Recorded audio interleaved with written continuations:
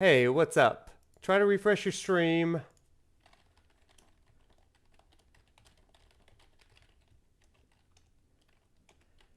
Sorry, I don't know what's going on with the stream tonight, everybody. My bad.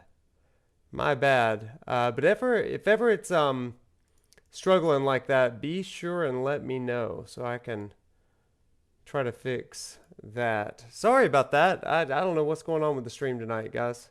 But super frustrating because I'm not getting notifications that it's wobbly on my end. Um, it's looking okay, but yeah, go figure. I have no idea, but I guess I will have to sort that out at some point. So anyway, sorry about that. Everything okay right now? Technology, you are right. Technology is so frustrating. Woof. That's where we are right now. So anyway, well, okay, we're going to keep going. So sorry about it. And before I knew it, I no longer felt anything. All right, good. Anything at all. We'll see what we can do.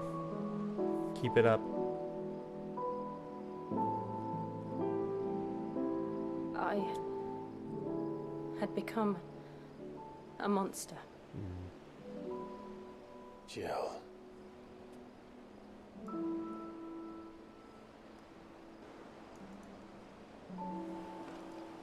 I don't want to be a monster, Clive. Do you understand? No. I want to choose a different path, a better path. To live on my own terms. But before I can do that, I need to come to terms with my past.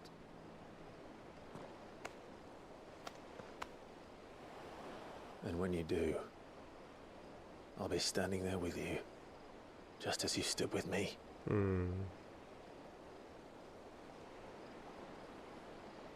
Thank you, Clive. I love them. They're so good. I must atone for my sins. Only then, when it's done, will the monster cease to be. Just promise me that you won't die with it.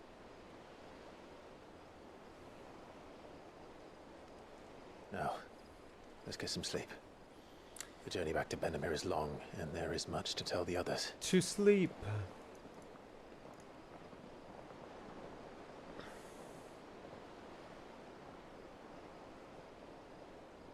That's a sweet scene.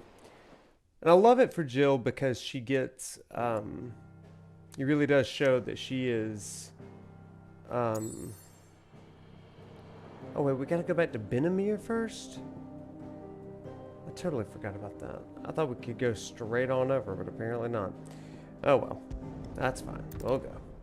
I love it because like she's facing her shadow too, right? So chat, do you have any idea what kind of divine attribute Jill / Shiva might be Vivian could probably make an conveying? educated guess. Typical.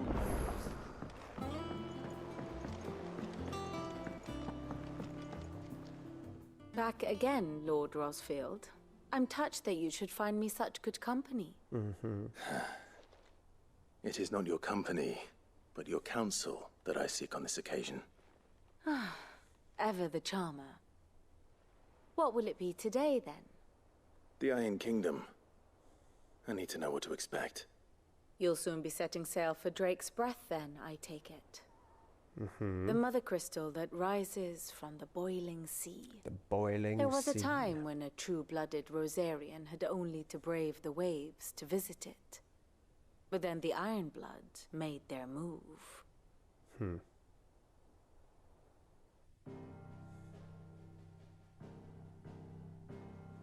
I love her lectures, don't you? As you know, the Iron Kingdom rules over the islands to the west of Storm. Or rather, its church does.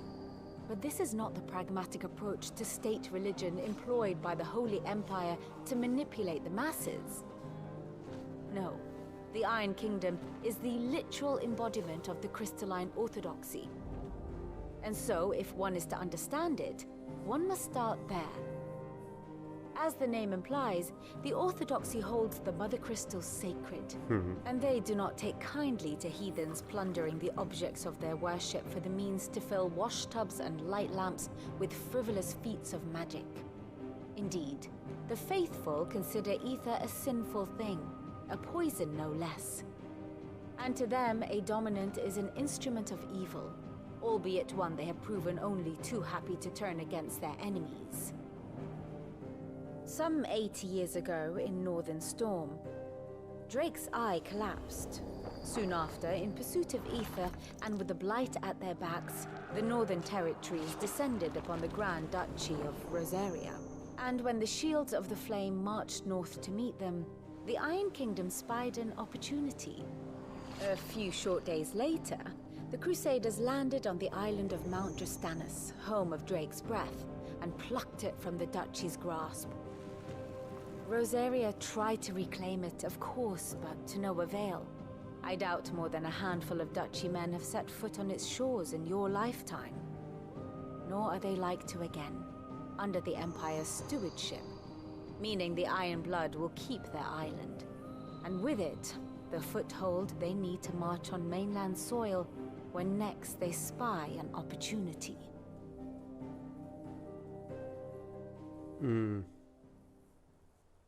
The Mother Crystal is both the object of the Iron Blood's worship and their gateway to the continent, making Drastanus the holiest of holy grounds, from which the Orthodox Crusade shall one day sail forth to claim the remaining Mother Crystals, or die trying. My father and my grandfather both traded blows with the Iron Blood for control of Drake's breath. Had things unfolded differently at Phoenix Gate, we would have sent our entire fleet against them. But instead, they sent their fleet against Rosaria, sacked the capital, killed the men, and captured the women, including Jill. I'd say you'd be forgiven for wanting a little revenge, Clive. My only aim is to destroy the Mother Crystal. But thank you all the same. Not much else to do here. Let's see if Jill's ready. So as we go into this next thing, How did we never hear about this guy? we are going to talk a little bit about Shiva. Lady, you are correct. Shiva is the god of destruction in Hinduism, known as Shiva the Destroyer. And yet the question is Shiva good or bad, right? And the answer is Shiva is kind of beyond good and beyond evil. Instead, Shiva is available to help those who seek his help, and it is a he in Hinduism there. So again, an interesting flame tongue reforged. Is that what I need to do? So I need to buy one of these first, or I need to forge one of these first. No scratches, right? And then I need to do this. Not Yes, bad. and now I I've do got a say better so one. myself. Yes. There we go. And we can't do ultimate weapon yet. Got it. Anything here that I need to do? Okay, so. That it? Fine. Oh wait, there's something I need to do over there. A side quest. Let's give Jill her normal, her Snow White clothes. Oh, and Ambrosia? What? I didn't know I could dress up Ambrosia. We'll make Torgal normal for now. And Clive normal. I love that Rosarian gold. That's awesome. There's another interesting thing. Shiva or Siva in Hebrew denotes a 7-day period of mourning or sadness, grief. I think it's kind of interesting to think in terms of that as There well. are new billets being this guy posted say? every day. Clive! I'm glad to see Something wrong. you. It's Blackthorn. Oh If I'm honest, no, for it's a one of while. these. But normally it only takes a couple of drinks to perk him back up, but Not that something's getting him down. And whatever it is, he ain't He's telling. also part of the Trinity with He's like Brahma he's and lost his Vishnu, spark, gods you of know? creation and preservation, Barely got enough fire in his respectively. belly to get the So ump that about implies stuff. to you at least But it's I'm all thinking he cycle might and not if we necessarily both bad. bend Yeah, I his think ear, you're right, 'cause he lady. respects you, innit? So, what you... Yeah, we'll go see. Time to be a therapist for the blacksmith. Fine. Yay. If you think it will help. knew you'd... It if he won't doesn't want help. All right. It won't now, help. he'll only smell a rat if we both turn up at... Wait a bit, let's then... stop. Ugh. These blacksmiths need their antidepressants. It won't help. I mean, truly. I mean, these blacksmiths, man, they are trouble. We are going to do Blackthorn's quest really fast.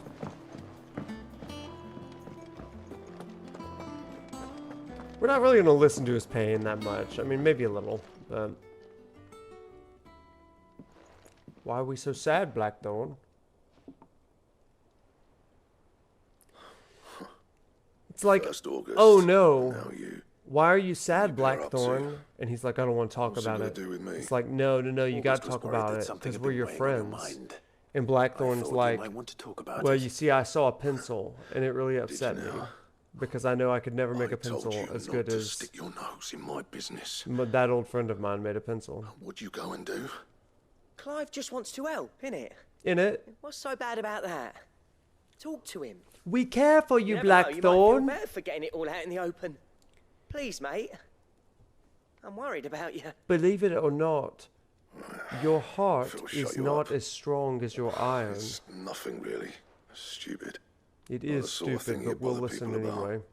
Why don't you tell us all the same? Right. I love Clive. Why don't you tell us all the same, since it's stupid? Karen and I have an arrangement. I keep an eye on Goots, and she shows me what the competition's up to. Interesting arms and armor, things like that. Well, you see. Anyway, the other day, she shows me a cuirass she's come by. Masterpiece of level work. Light, supple, and tougher than it had any right to be. Made my stuff look like heavy, clumsy shit. It sure did, didn't it? I should have brought the bastard thing there and then just to study it, but I was too proud. And now every time I reach for my hammer, I'm reminded that I'm not the craftsman I thought I was. There. You happy? You got what you came for? Now piss off. Yes, that was it. All right. We wanted to see you broken, going? Blackthorn. In it.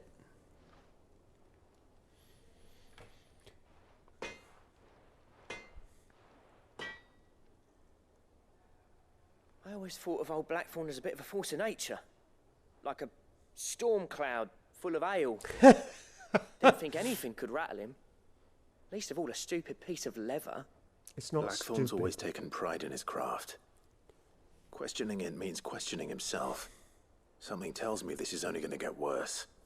If he has doubts, it will affect his work, which will only add to his problems.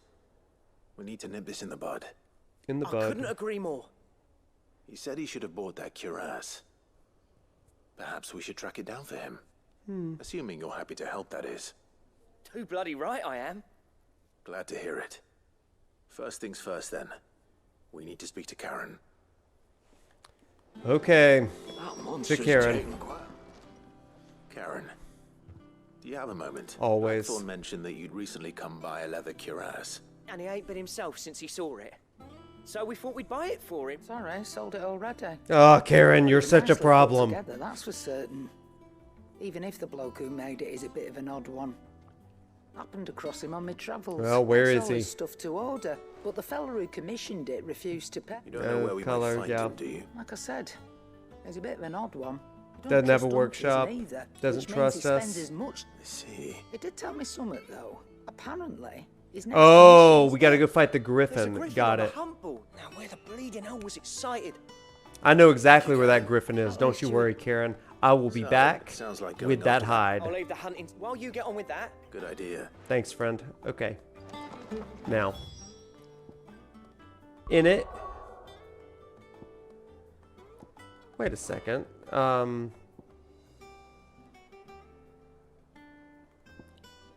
It's right here, I think. Y'all, like, most of the side quests don't bother me, like really.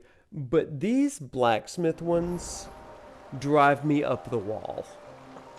Mainly because it's Don't like, exactly make for easy prey. I'm so sad and I'm so our craftsman mad. hasn't bitten off more than he can chew. And Clive becomes a big old therapist. There's the griffin.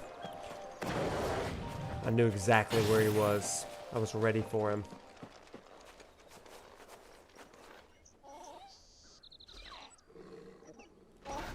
Heyo! Dawsmare.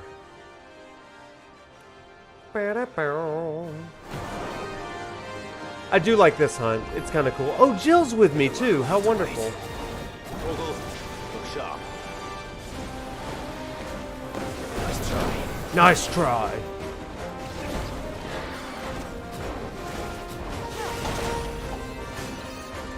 We're gonna keep on keeping on. Keep on keeping on here. Oh man, not keeping on, keeping on. Okay, let's do it. You jerk. I needed that.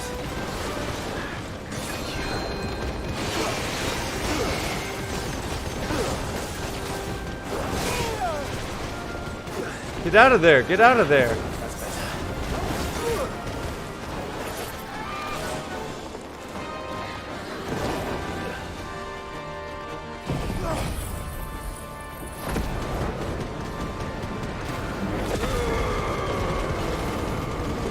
The third and fourth ones don't bother me as much, the fourth one especially, but I mean it just feels more like there's something going on with that one. This one's like, I'm so sad and really insecure and like that's fine or whatever, but man.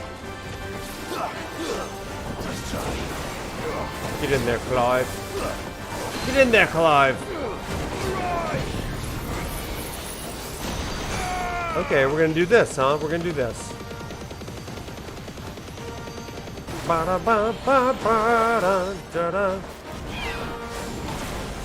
Oh, you jerk. Hit him! There we go. Get him, get him, get him, get him, get him, get him, get him, get him, get him, get him, get him.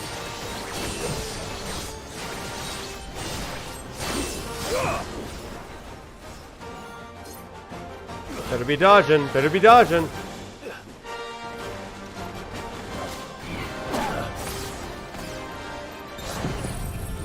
Oh boy. Here we go, here we go.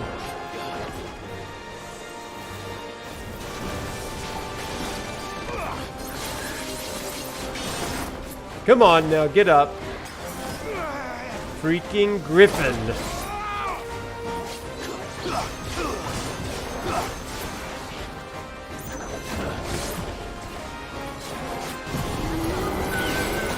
Ow, ow, ow.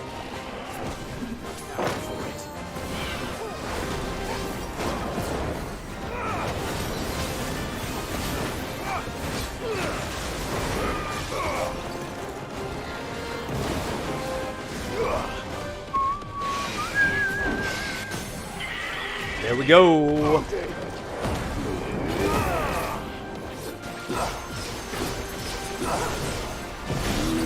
Come on.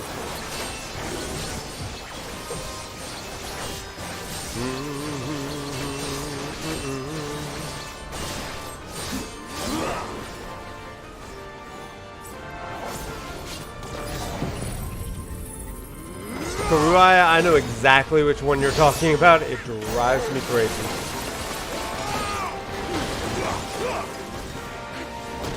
Woo, that was close.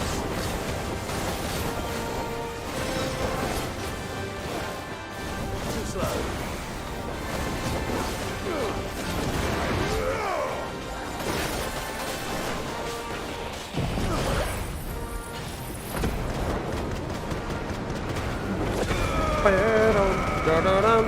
Big Bird, what's up, Hovan?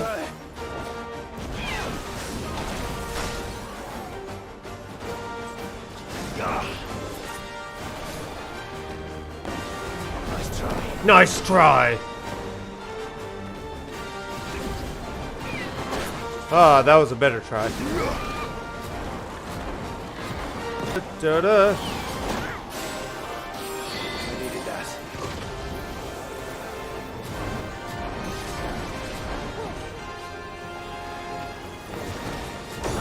Nice try. Come on, get him. Nice try again.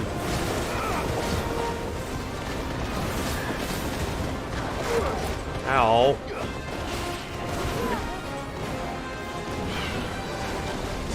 Oh, ow, ow.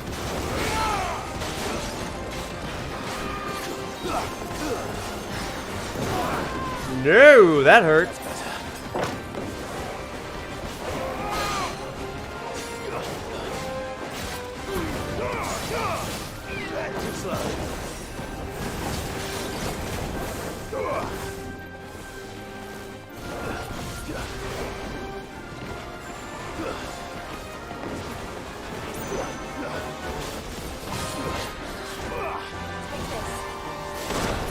Nice try.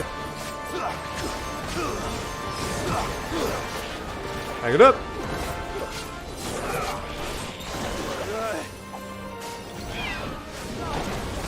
Woo! That was good. That was cool.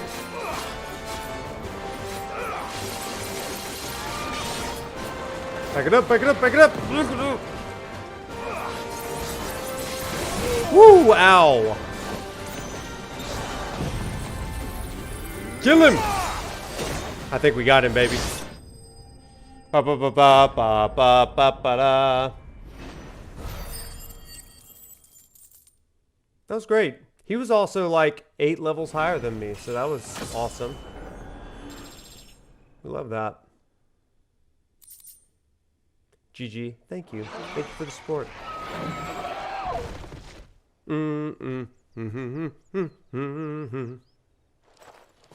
Maybe this will make Blackthorn happy.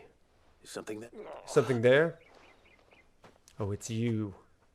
The legendary blacksmith. You made my friend sad. That griffin caught me before I could get an arrow off. Yes, More but likely than not. talk to me about your clothes. The name's Camille. Not so lowly from what I hear. Do you remember selling to a merchant by the name of Karen? Mm-hmm. She's not an easy woman to forget. Oh yeah, we're doing therapy quests now, Hoban. Bartering me down to a pittance, though.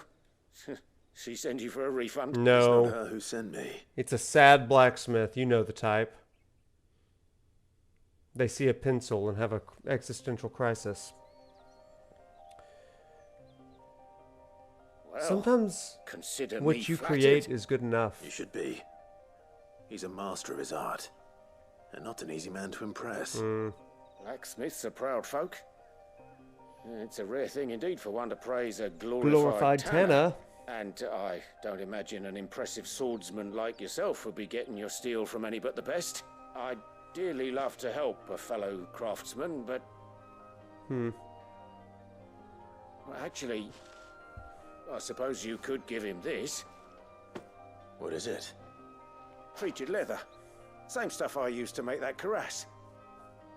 If your man's as skilled as he sounds, He'll what know. he's looking at. He'll know. Sure. Well, you did, and thanks to you, I'll be going home with all the griffin hide I can carry.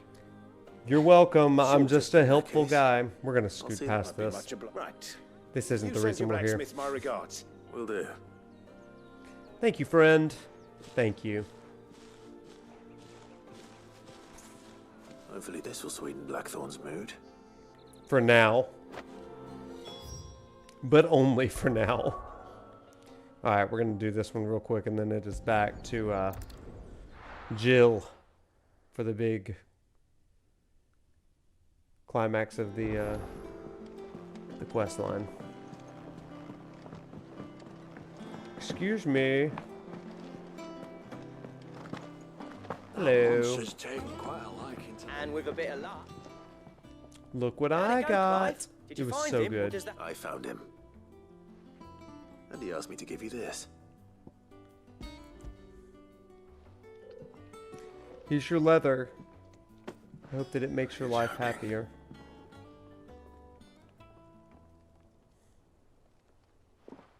Well, I'll be. I never saw such leather like He this. said he wouldn't teach you how to work it, but that if you were as skilled as you sounded, you'd have no trouble understanding how it was done.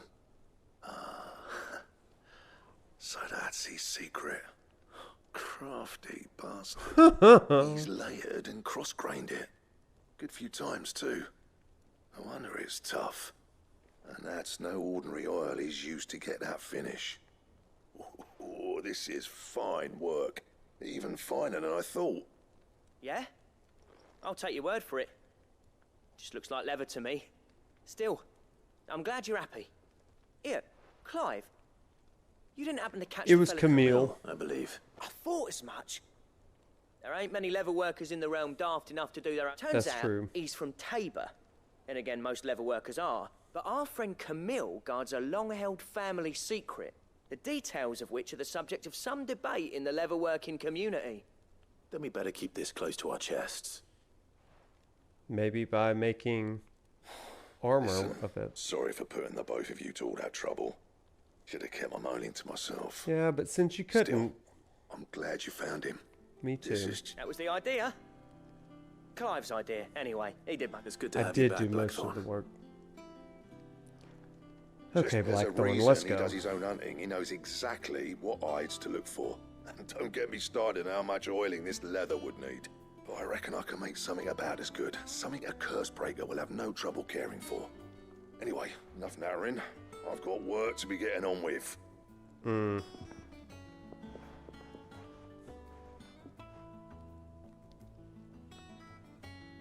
Trauma dumping Looks like we won't be king. needing a new blacksmith. As if there was a better one out there. Nah, it wouldn't have been the same anyway. No one spins a yarn like old Blackthorn in his cups. Right, now that's sorted. I've got duties to It's attend kind of to. interesting that they all Thanks, live Clive. on this little boat. Giving They me get my up, mate back. do their little jobs. Just a real community. You know, like a little city. Drake Slayer. The Drake Slayer gift gear recipes. Does that mean any of them are... Back, are ya? Okay, what we got? So, will it be? Anything new from me? There is something new. But you have to get a flawless electrum. But I don't have a flawless electrum yet. I think I get that from the old Iron Kingdom. Okay, Anything so else? to Jill. All right, everybody. Now, back to what we were talking about before we were rudely interrupted by trauma.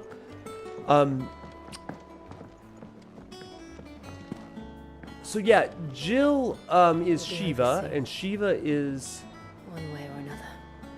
Shiva is the god, almost like a god of destruction god in Hinduism, one of this great kind of triune sort of collection of gods between Vishnu and Brahma. And yeah, lady mentioned this earlier in the chat, Brahma and Vishnu, who are gods of creation and preservation respectively. And so she makes on this, Shiva takes on this third piece of destruction. It really is this kind of cycle of sorts. Creation, preservation, destruction, creation, preservation, destruction. Now also in Hebrew, Shiva or Siva denotes a 7-day period of mourning or grief, which is also kind of an interesting piece because this is exactly where she is. Jill is. Her life has been a series of grief, mourning, pain, and it's caused her to become things that she has not wanted to become. However, I push back a little bit on Jill as this destroyer. That has been part of that, and sometimes her core attribute is demanded that she destroys. But it's different than, say, Clive, who has a wrathful attribute about him, right?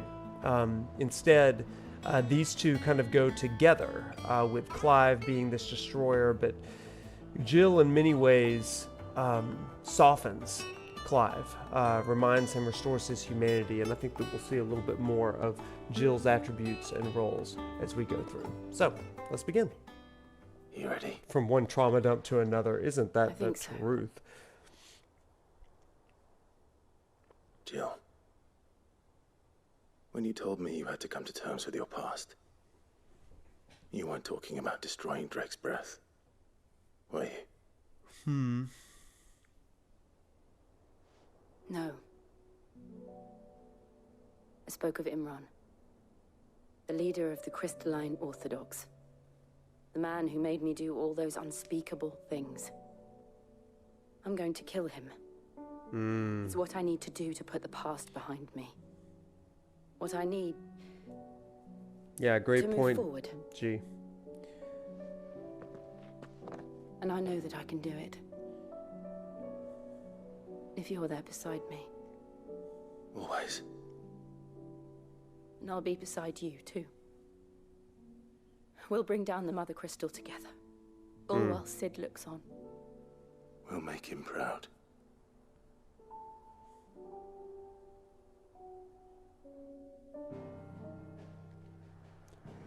Yeah, that's exactly right, G. When we go back to when we first met Jill, post prologue, she only primes because a girl would be killed otherwise. She does not take delight in the destruction, and I think that that's a really important point. I remember thinking to myself the first time I saw the trailers of that fight between her and Titan, and then even in this one, I wondered, why is she so stoic? Is this like, are they not able to render smiles and anger on these faces? Because Shiva's face is just very muted. But Titan, Garuda, these other characters have these very animated faces. Garuda's especially, this cries of agony and ecstasy. Titan, face of anger, right? And yet Jill is just kind of very straight-laced. I think it's because of the trauma, right? It is because of the atrocities that she's done, but she doesn't take joy in the killing or the destruction. She is doing her duty, but doesn't care if she lives or dies. She's definitely forced into the trait, whereas Clive accepts it much more willingly. And so the question for us, I don't think that her trait is destruction, even though it is a collateral of her trait. Instead, her trait is compelled maybe by something larger. Compassion, mercy for those that can't help themselves. And then I think especially in relationship to Clive Ifrit, we see love. We see a love that tempers Clive's wrath, and certainly love is a divine attribute that she is embodying, her relationship with Clive, and we'll see more of that as the story deepens. Okay, let's get into it.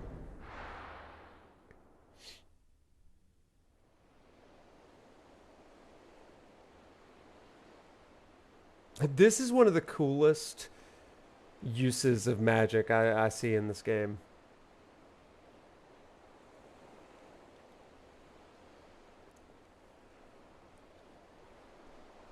Ooh, this coffee wearing off.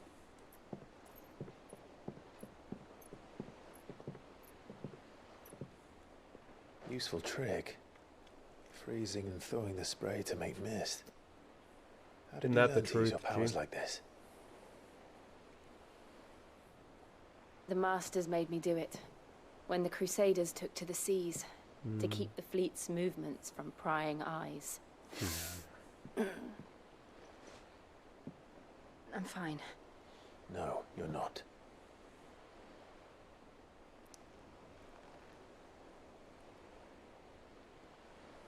This may be the only chance I get to go back. My only chance to put things right. I have to do this. Whatever the cost. Whatever the cost. All right. Then we shall do it.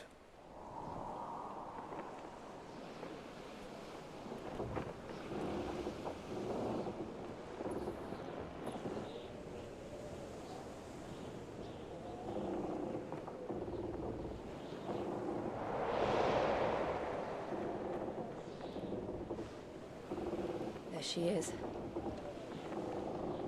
The Iron Kingdom's mother crystal.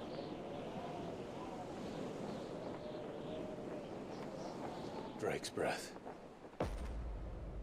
This is one of those places, those set pieces that I'm like, oh man, we only got to come here once. That's a shame. I love this set here. It's just really cool. My lady.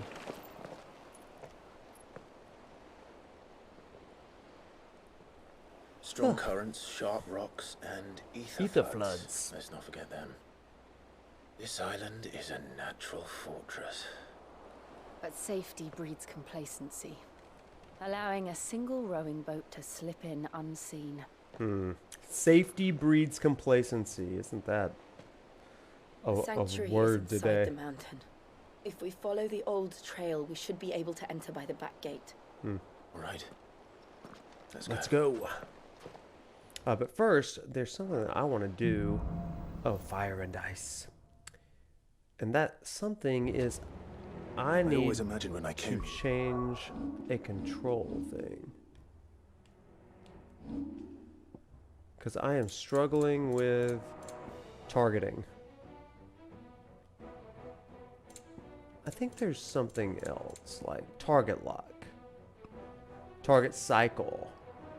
So I can do this. Can I like directional pad it? Tilt. Yes, that's what I want. I don't want to push the button. I want to... Yes, that's what I'm talking about.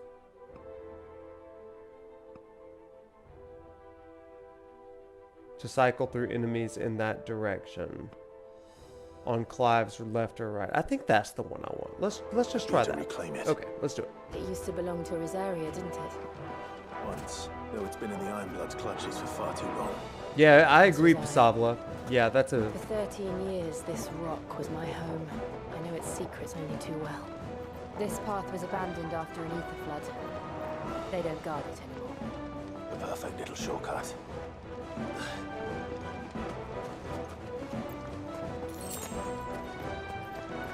Let's do some killing.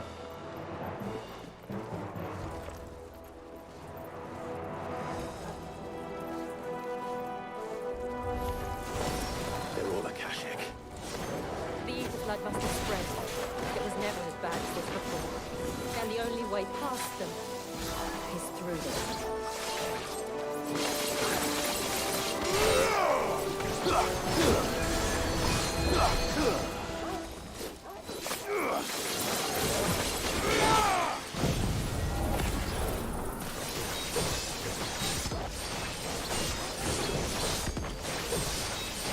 Nice.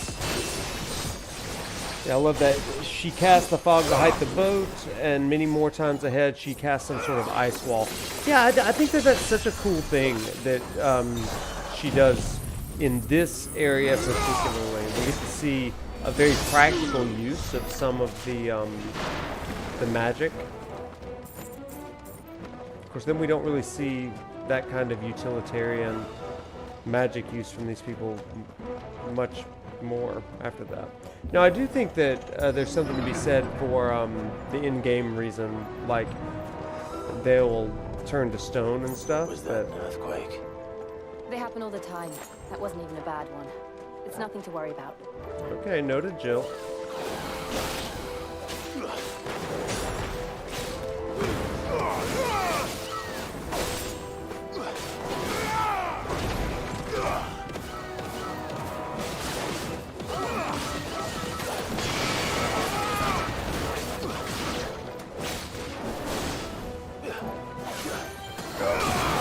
Take that.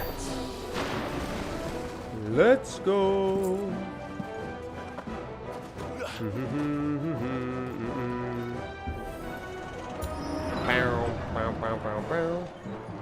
Well, I hate these guys.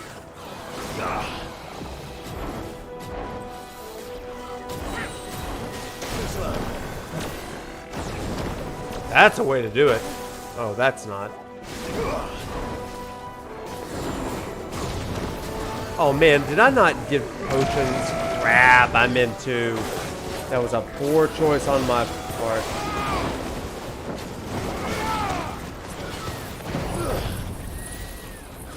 That's going to make this a little bit more difficult, isn't it?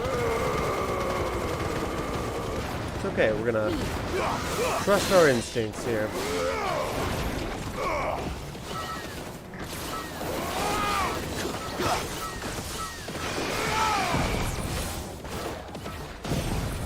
Come on, do it. Crap, that didn't work. God dang it. Yeah. Woof. Let's see. I may need to swap up some of my icons. Yeah, that professional Noctis cap is about to come on here. Sorry, Bahamut, you're not fast enough for me right now. We need to stick a post-it on your controller. Buy potions. Seriously, because like I never used potions in the first one. We're gonna use Shiva because it's her night. Why not? And we still have Odin. Okay, I'm fine with Odin. It's still her night, so we'll keep doing it. Are there any others we want to use instead? I mean, lightning rod's pretty good. Pile drive maybe. Heat wave. Let's do Will of the Wikes. If only Torgal healed more. Isn't that the truth? No. Let's do lightning rod. Yeah, I like this group. I like this group here. Okay, let's try it. Let's try it, everybody. Oh my gosh, back to these guys. Okay. Let's just start. Let's start off with a bang. A little fire. How about a little ice? You want a little ice? There we go. There's one down.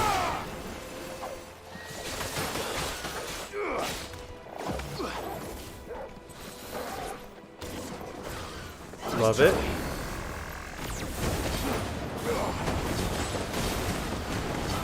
Ow, what a jerk.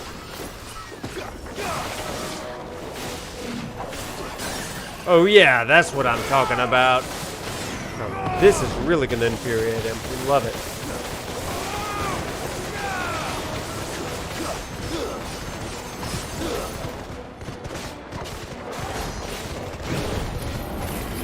Ba-da-da-da-da-da-da.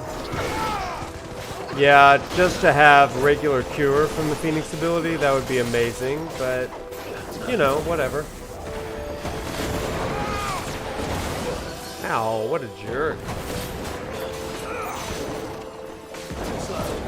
Too slow.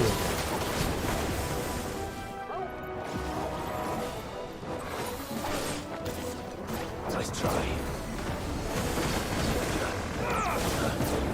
Too slow again.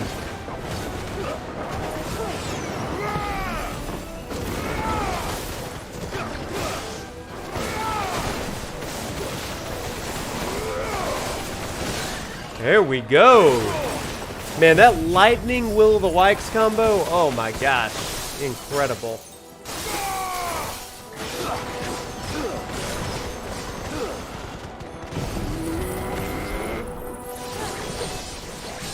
Love it. Joshua did keep the good stuff for himself. What a jerk. Okay, let's get rid of this guy.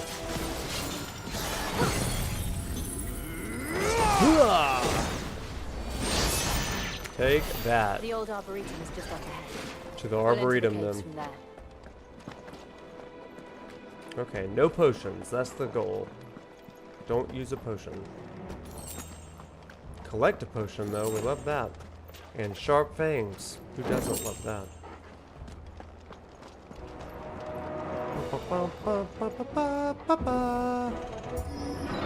This is a mini boss arena. I know that.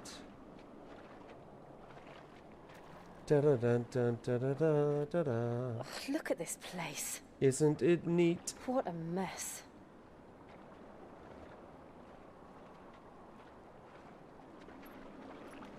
Wait.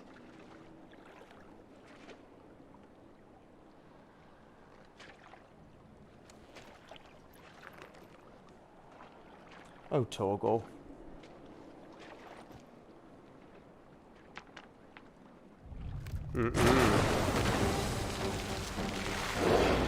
Full song?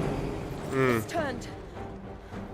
No, I've got to fight. If I focus on aerial, then it's over for me.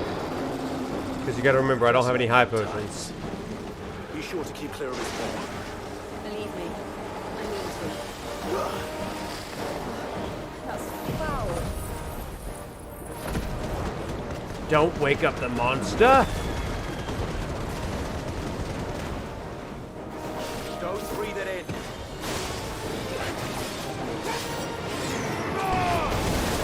Ow.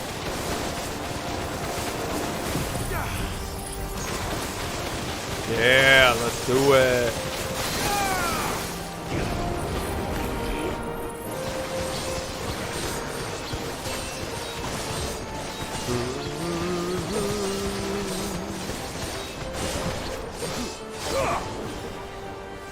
Ba, ba, ba, da, da, da, da, da, da.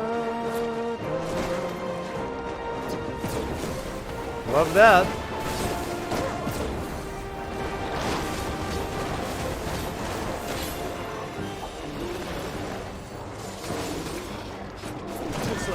Too slow. We love it.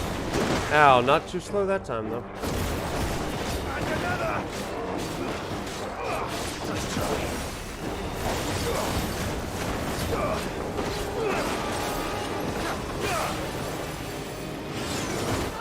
Oh no! I thought I had more life than that. I did not. I did not. So maybe start of the battle? Start of the fight? Professional. Professional gamer.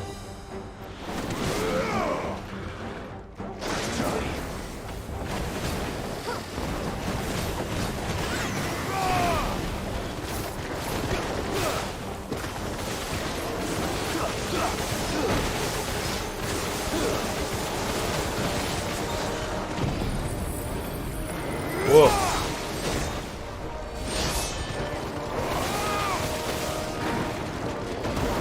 Ow.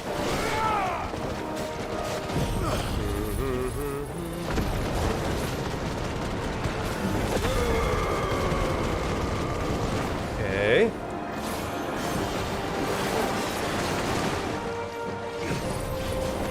Ow, don't do that.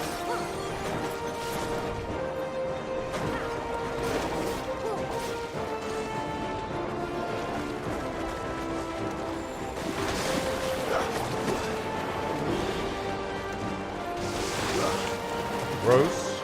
Gross.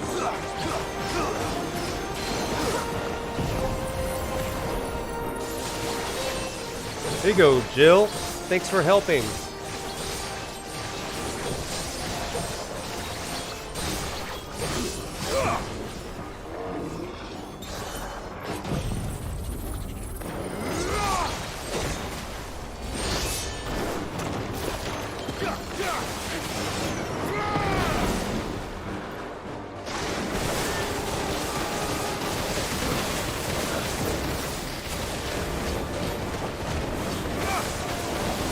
There we go. Come on, come on, come on!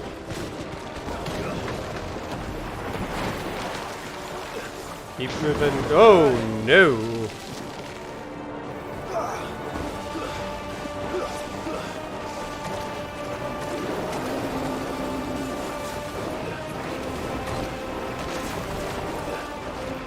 Too slow.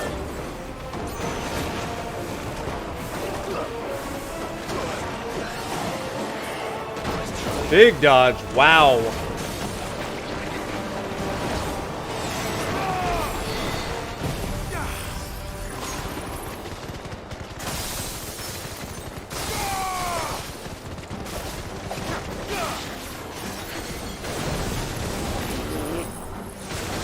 Oh man, this is good. This is good. Lots of damage here. Love this.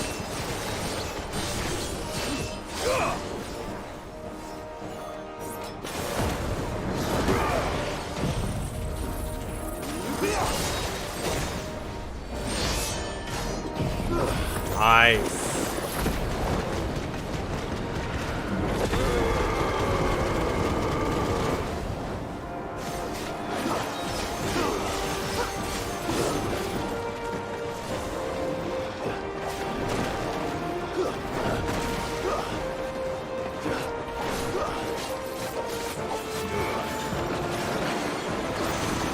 no.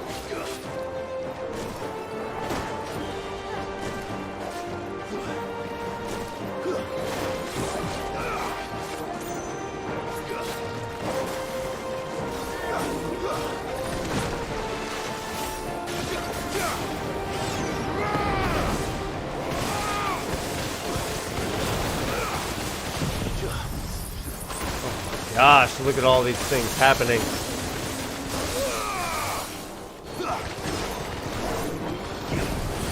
Oh, ow.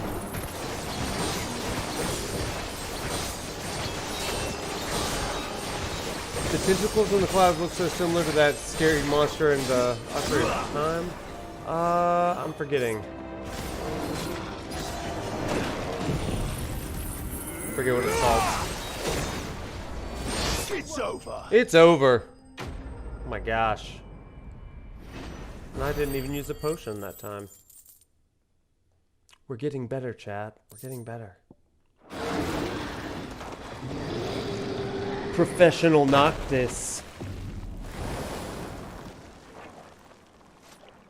Well, Press on. Yes. as always.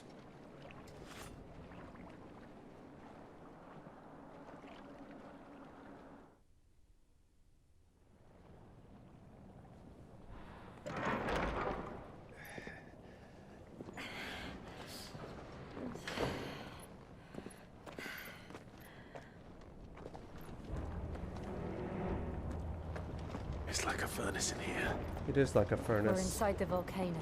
Fortunately, you're You with get the used Ice to the Queen. heat. Though I don't remember it being quite this hot.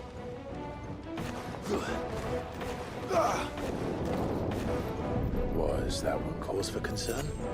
It was. And they're getting bigger. Something's wrong.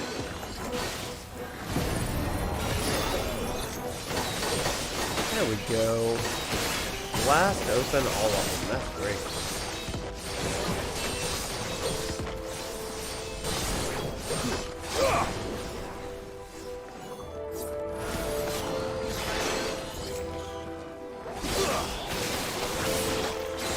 Okay. Nice.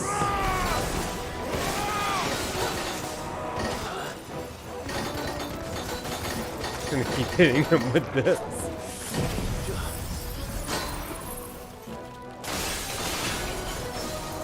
Take that. Y'all, I've been having a weird desire to play Elden Ring lately. Vanilla, what's going on, bud? Vanilla, how you doing, buddy? It's been so long. I missed you, bud.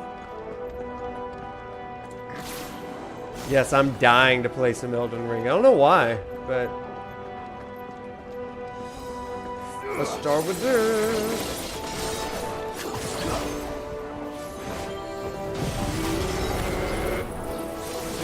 It does, but we haven't heard anything about it. I wonder if it'll be like shadow dropped at the Game Awards or something.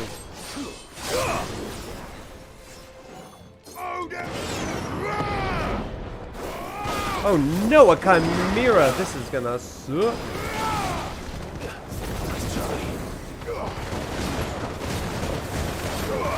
Alright, this is where we're gonna have to bring out Professional Noctis again.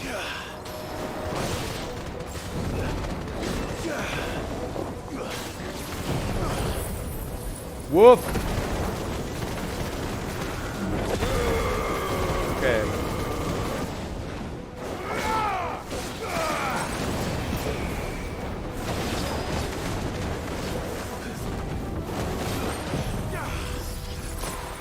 Okay, okay, kill it with ice. Kill it with ice. No, dodge, dodge, big dodge, big dodge.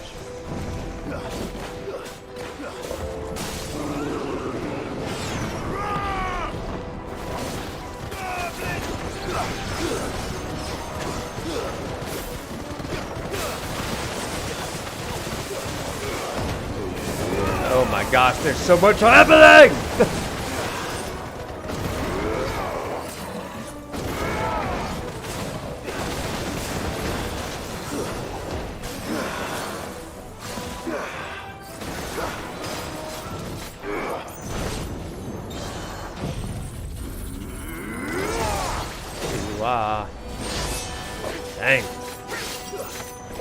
Do I teach Elden Ring? I wish, no.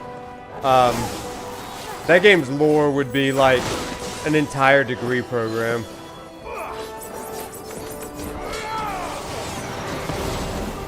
Dodge! Woo! Dodge again.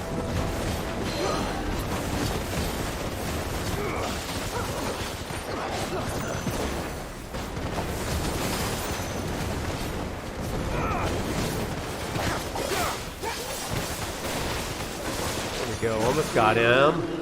There we go. I love Elden Ring, but my gosh. To have students read every item description, all that stuff, just to get the plot of the game. What an amazing game that is, though. The Chimera was not as challenging as I expected. Are people still fighting?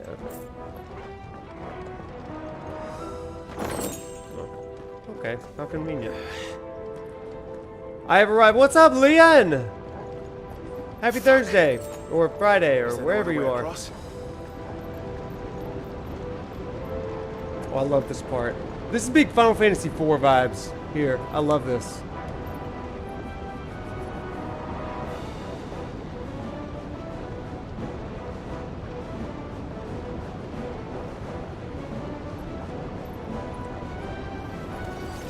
I just feel like this would have been such a cool thing to show, or like, let Clive do.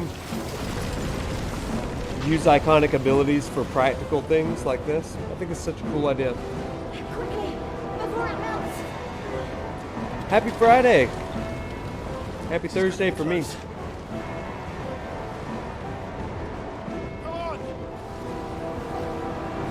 Come on, Shiva. Yeah, again, you see this attribute of protection, of love, of kind of determination.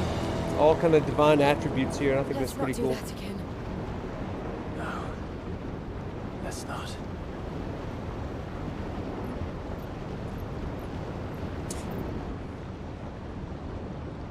Yeah, just as you are, if you're just hopping in, just a reminder to everybody, hey, what's up, everybody? I'm ProfNoctis, teaching some religious philosophy and Final Fantasy XVI. A quick thing to just kind of remember is that as we are going through this game, we're going to be seeing a lot of what we call icons and dominants. Icons are the gods, and dominants are essentially the people that channel the gods or the priests. And one of the things that we're looking at with each of these gods is what is the divine attribute that corresponds with a real-world god, real-world mythologies, real-world belief systems. And so we've talked about Ifrit being divine wrath. We've talked about Garuda being divine control. We've talked about Rama being divine provision. And with Jill, we've talked about a lot of different things. Divine protection. I think we're kind of leaning in toward divine compassion, love, mercy, those sort of attributes. So we're going to see that a little bit more as we go through the rest of this dungeon. Let's go. He does do the little fireball trick, doesn't he, Kieran Norvin? Again, we get like tastes of these abilities. But in numbers like these.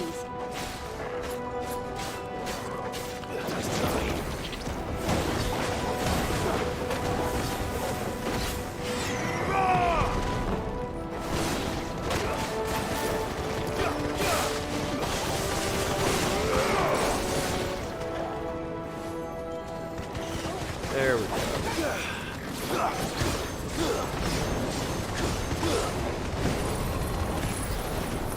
Ooh, ow. Ooh, that was close. That was close, close, close.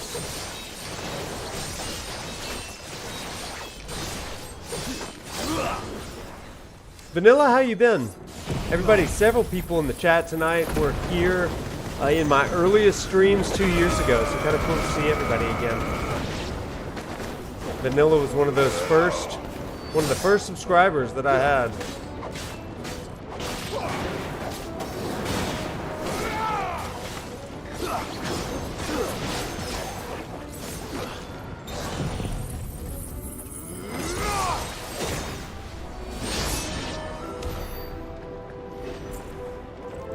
All right, Jill.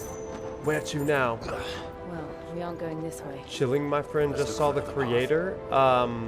Like God. It was good, had some problems, but fun to watch. Interesting. That's the way we came, so not that way.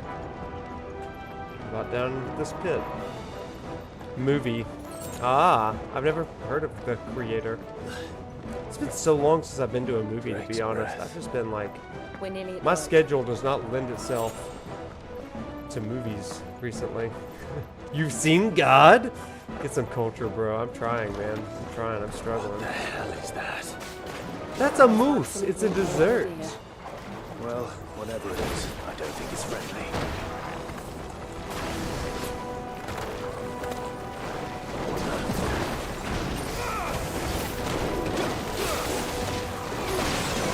Oh! That was a lot of death really fast. I wasn't ready for that. I was thinking about the creator and culture. It's never my fault when I die. It's always the chat's fault. I'm a big blame guy.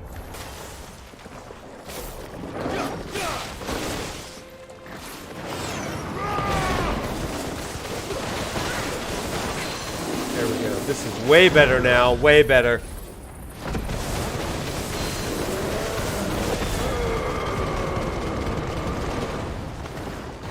Do it again. Do it again! Look at him staggering over here.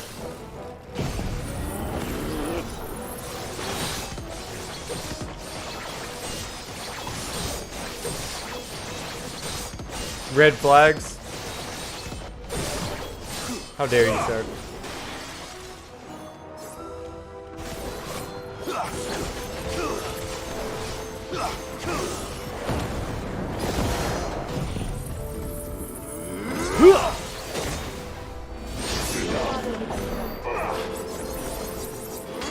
We did it.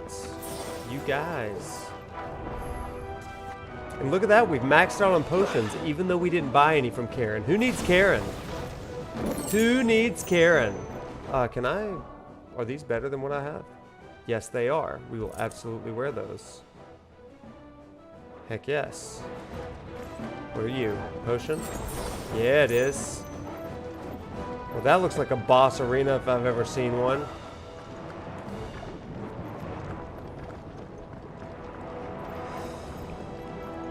I am so turned around right now.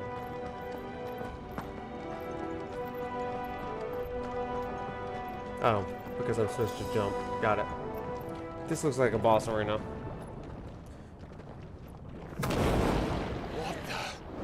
Oh, this looks like an Elden Ring boss. One of the demons. But they never leave the lava. If I didn't know better, I think this volcano was about to erupt.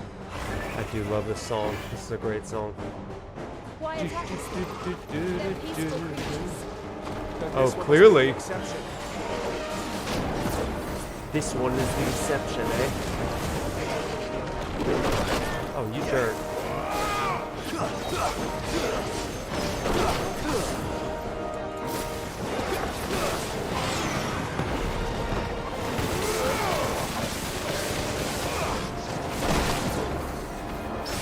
Oh my gosh, did you see me parry that? What? I didn't even know you could do that. What? That was incredible.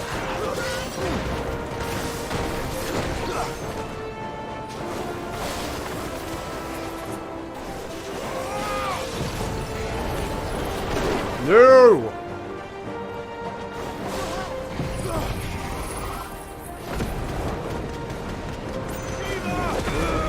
Shiva!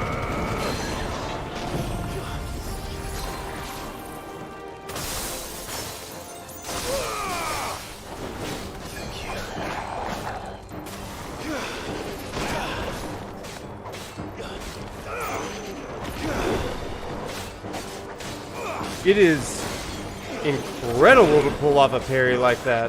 I love it. Oh no, he's mad again. He's mad.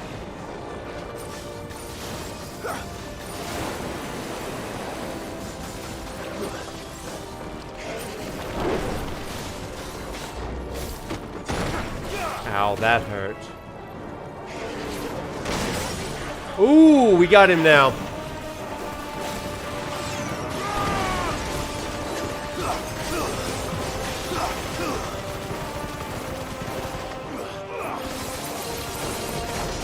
Dang it, that was not good. I wasted it. I wasted it!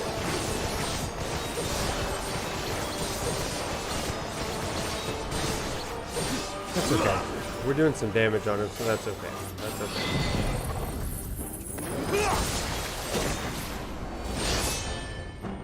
It's not my best effort, but it's not my worst either, so...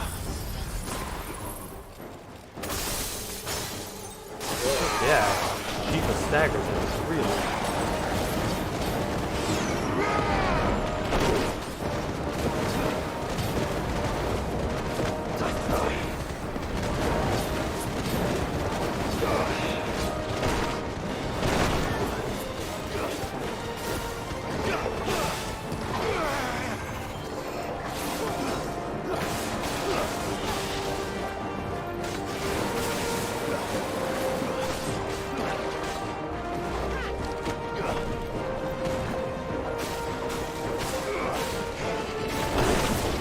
There we go. Yeah!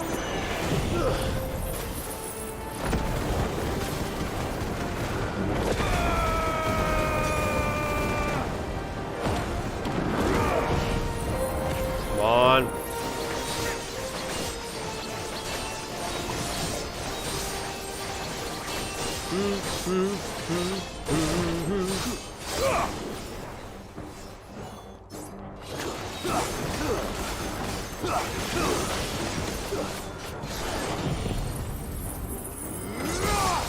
There we go. We're doing damage now. We're doing damage now.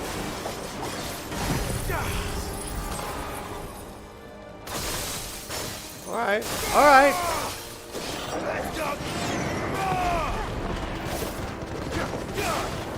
What's it doing? Nothing good, I'll wager. Nothing good, that's for sure.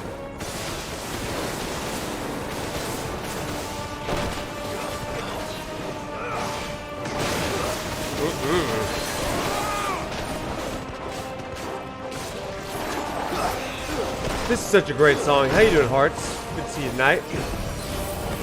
It's catchy. Oh no.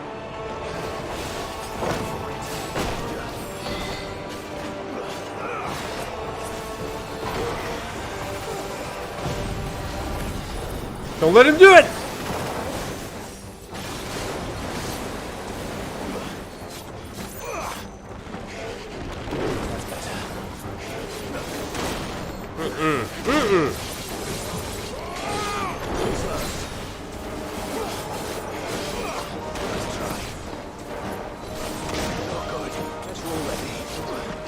He is a problem.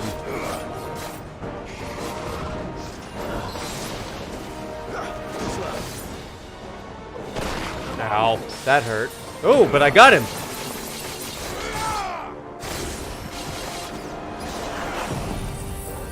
Woo, this is tricky.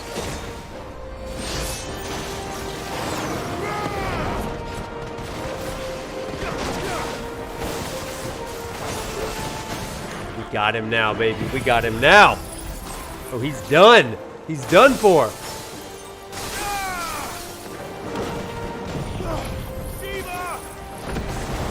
Yeah, goodbye.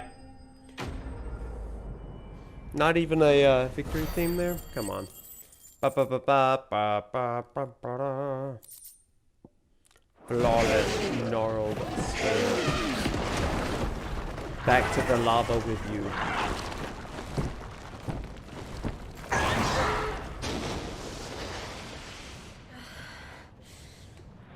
You hurt.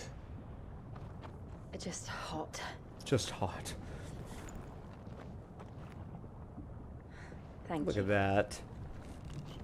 Quite a commotion our friend made. Let's hope the guards didn't hear it. The gate to the inner chambers is just up there. Then we make for the sanctuary. Into the inner chambers I we need to go. finish this before the heat finishes me. Here, here. Relatable. I miss Prompto.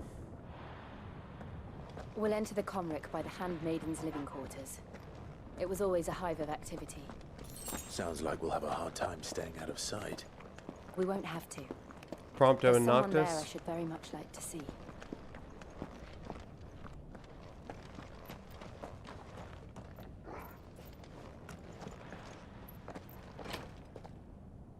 All right, Jill. Let us go.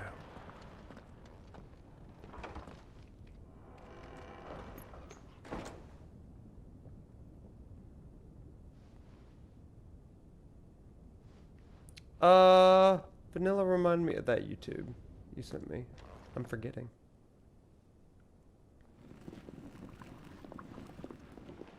Oh, Jill and Clive. Yes, they are wholesome.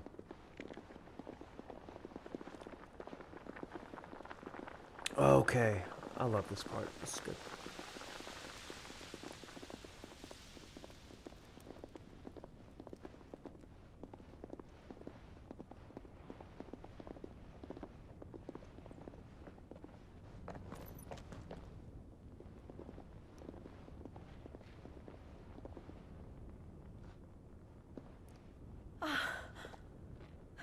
Lady Marley. Marley. It's me. Python Mother. Jill, it can't be. It is, my lady. We cannot talk here. Come with me.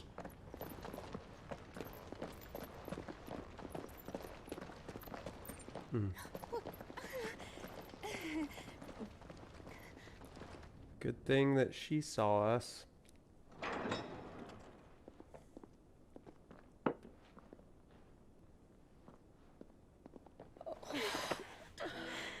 I'm so glad you're safe. And I you. Big emotional reunions tonight. Why ever would you risk coming back? Are you a fool, girl? Or have you grown tired of your freedom already? Forgive me, my lady. But I had to come back. There are things I left undone. Tell me, where is the patriarch?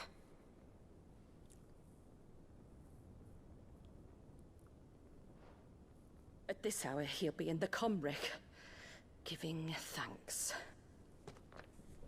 You mean... Oh, that fiend! Clive, we have to get to the sanctuary. Now. Aye, aye.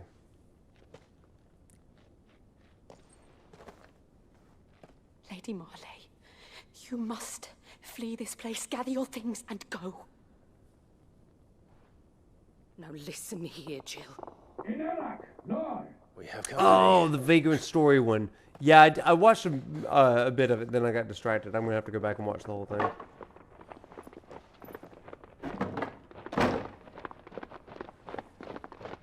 This way. I never played Vagrant Story, so... They're there. Follow this passage. It leads straight to the Comric. Go on, stop dawdling. Alright, let's do this. Thank you. Hey, thank you for the You happy are so affiliate kind to me. anniversary. My light in the darkness. Oh. Take care, my lady, please. You deserve better than this. A long and happy life, promise me.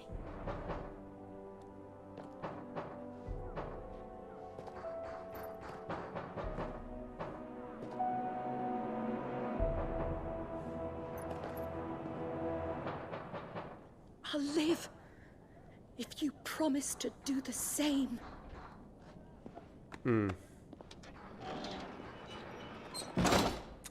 Yeah, Hearts, they did. They did. Hey, this is a great moment for us to just kind of Come on, Clive. chill for a second and We're nearly talk. at the Comric. All right.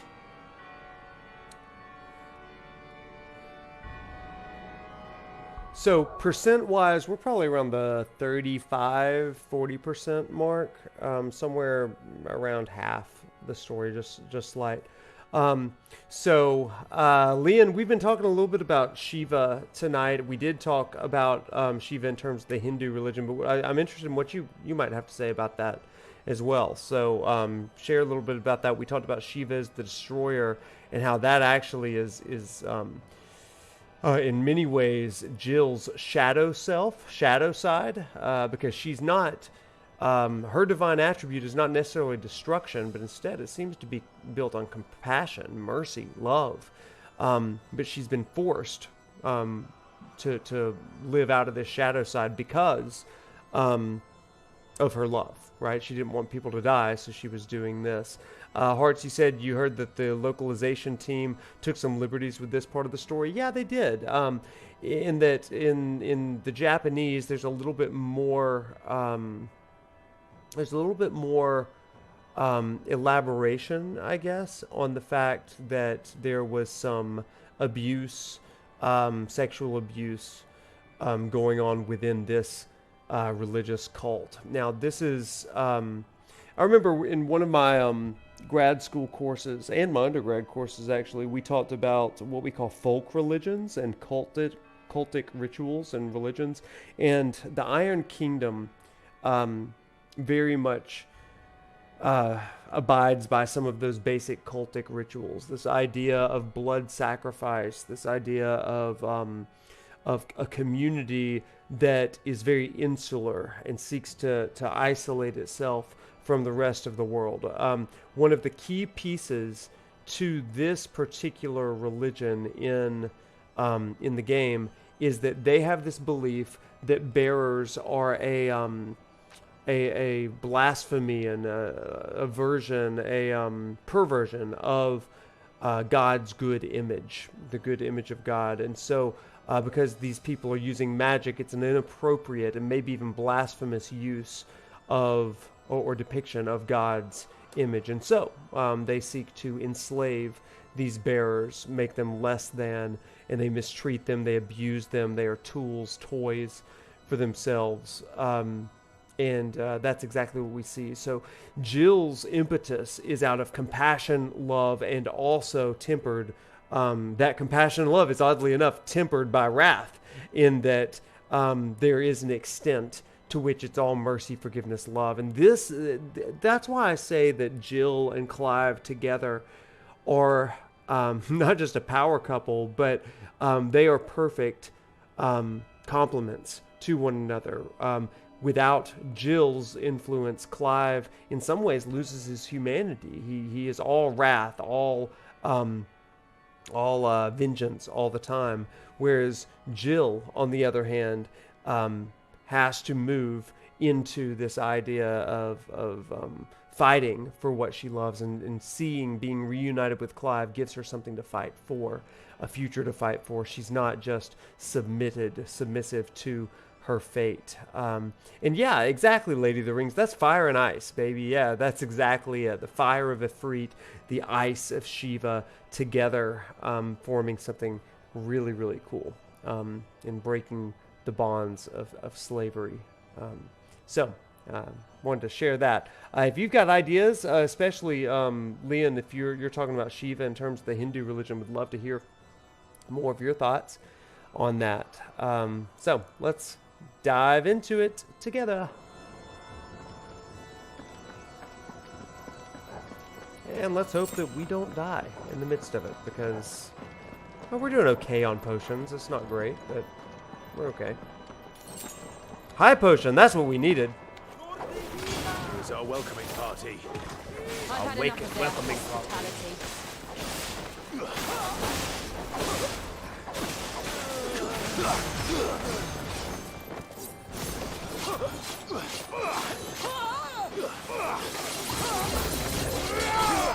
New enemies.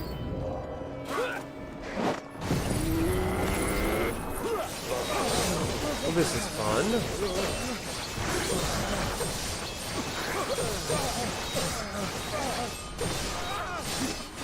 Nice.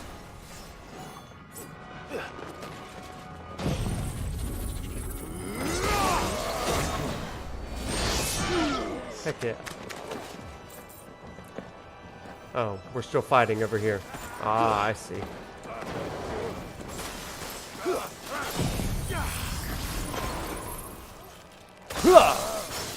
Ha!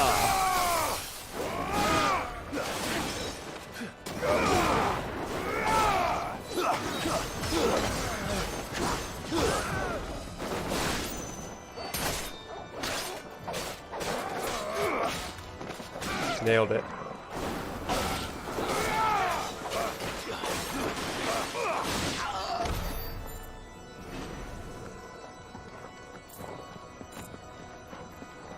Alright, let's see how quickly we can do this here.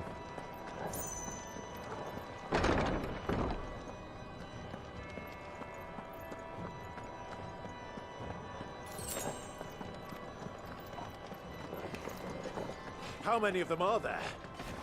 Too many. Too many.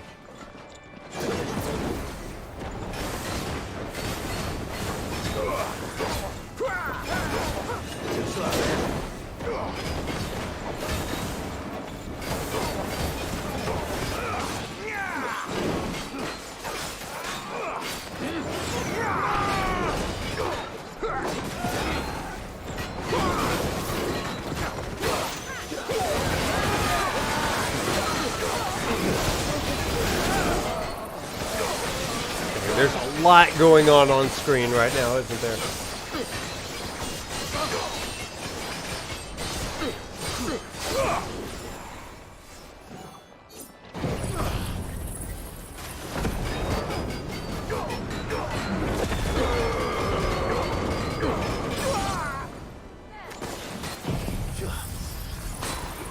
Yeah.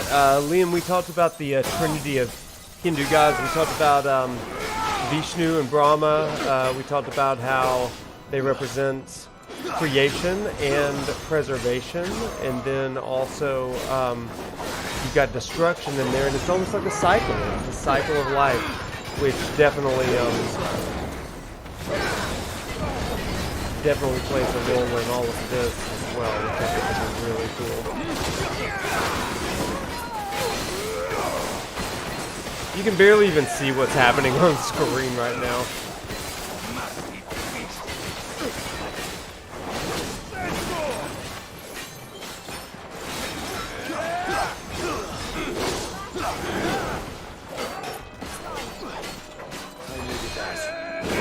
Oh no! Ow! Oh, double ow.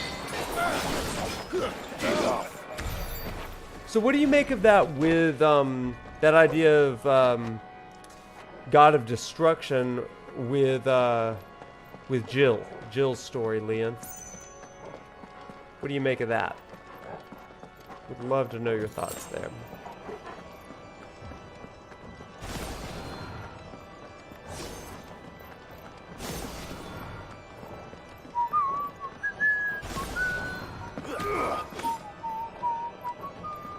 Oh, is this not the way? Crap. Maybe this is the way. I'm tending to forget.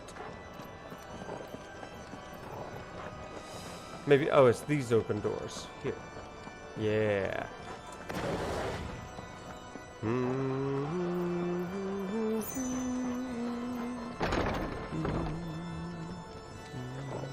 No, this was not correct. This was the wrong way. Leave it to me to get absolutely turned around in this game. Yeah. See, I thought I came over here. Maybe there was a, I unfortunately have to call it for tonight. It's been fun watching. Catch up on what I missed later on YouTube. Karuai, thanks so much for hopping in. You have a good night, and we will see you soon. See you next Tuesday. You're just making sure there's no stragglers. That's exactly right, lady. That's exactly right.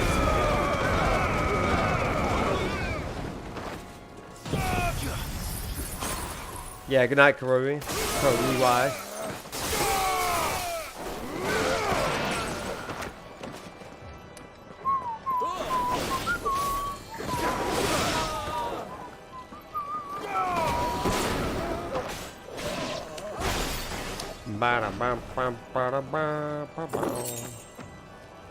Da da da da da.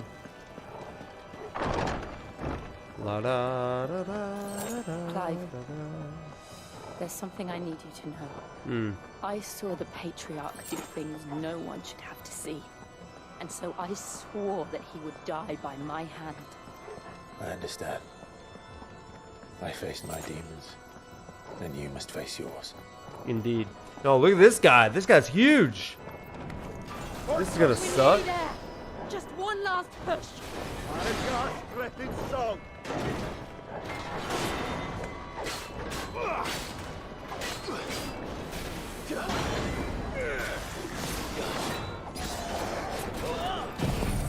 This should take care of the little guys at least.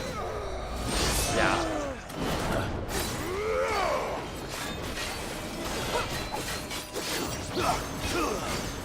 Clive said, yes, queen, slay. Absolutely he does. He stands by his woman here. Nice try.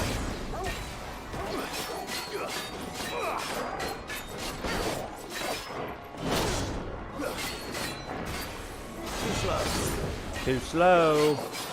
We're trying to build up this gauge real quick so we can unleash in a minute. There we go. There we go. Nice try. Ow, that didn't work.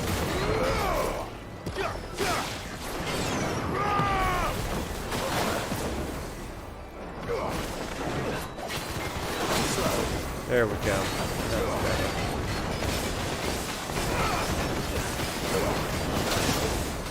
There we go.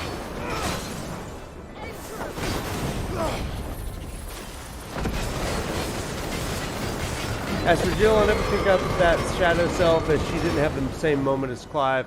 I know people liken it to Carl Jung, it's popular. It's more like self-actualization. Another study, yeah, by Maslow, absolutely. Definitely feels that way in a lot of senses. I agree with that. Yep. More enemies.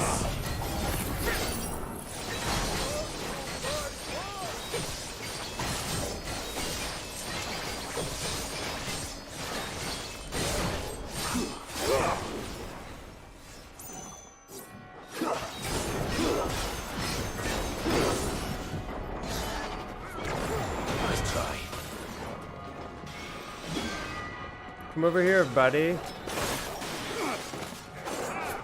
Everybody in here. Okay, that's good enough.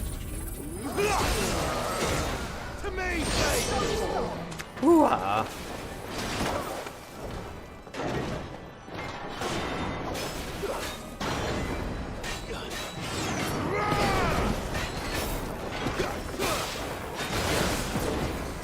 Here we go.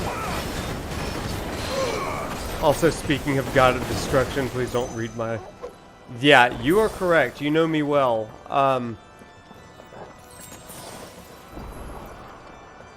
When I read the chat during battle, it never goes well. Never goes well. Okay, now, we kind of like that. We kind of like that idea. Where was that? Is it all the way at the bottom, I bet? No? No, it's not. Under red here. Grace of the Inferno. Duration by 5 seconds. That's kind of fun, but I don't think it's that important. So, all right, let's freaking do this. This is the boss.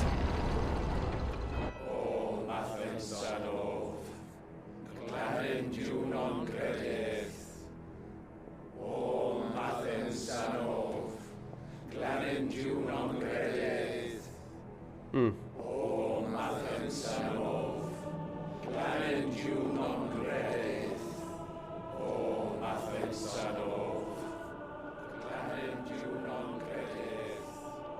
Ah, look at these.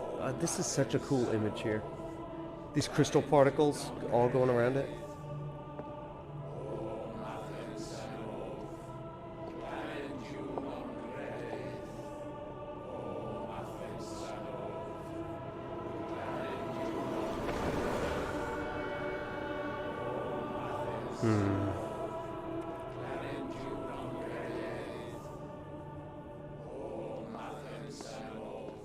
And again, this idea of putting death blasphemy to appease the gods, the crystals.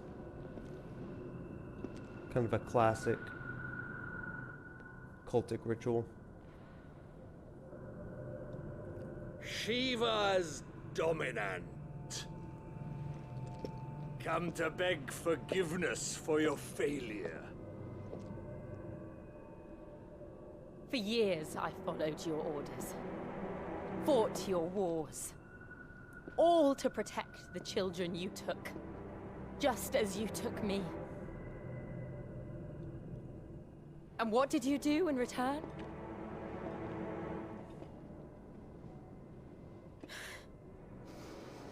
You put them in chains and you slit their throats! Fiend. Their souls were sullied with the stain of ether. I merely cleansed them of their corruption. A penance paid, just as the Holy Mother wills it! Repent, abomination! For a monster like you to set foot in the Holy Cymric is in itself a crime deserving of death. You're right. I am a monster. And my soul is stained black. Though not by ether. But by the evil of men like you, who made me close my heart and drown in darkness when I should have raged against it. This is my penance. I will be your monster no more. Nor will I suffer you to create another.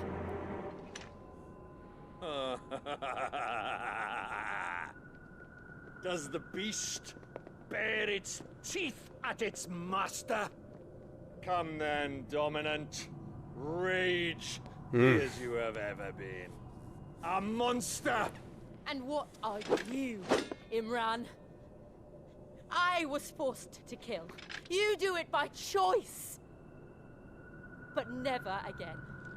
I bowed to you once. Now it is you who shall bow to me!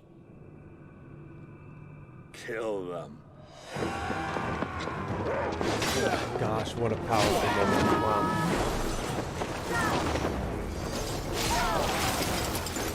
Now! Right.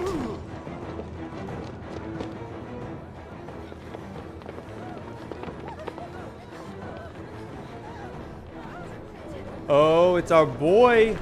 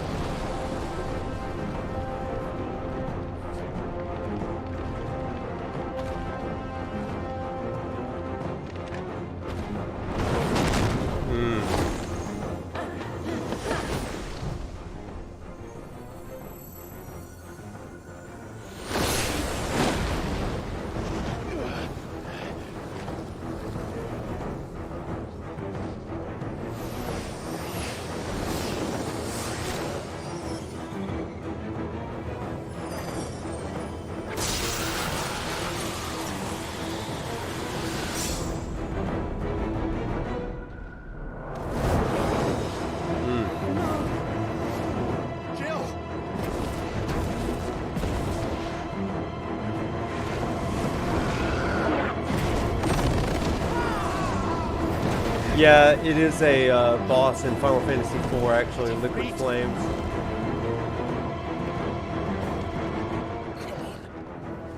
Remember how it felt?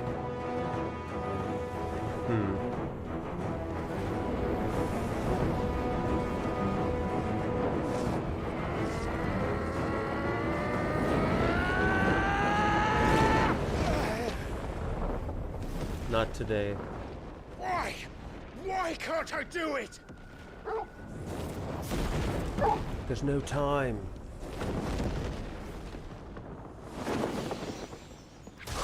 Fly.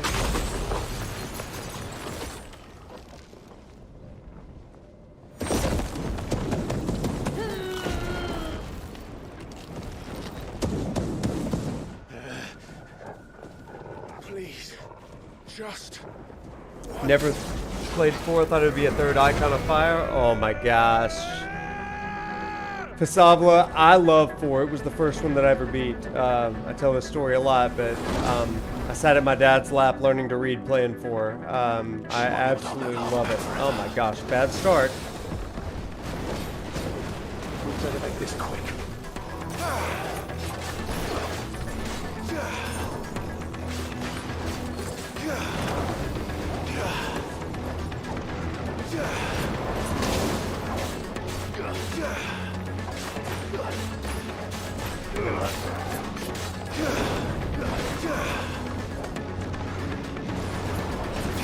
Fire and ice, huh?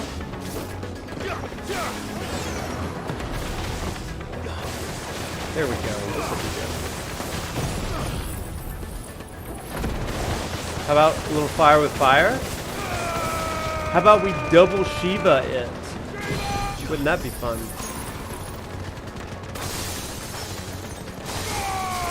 There we go.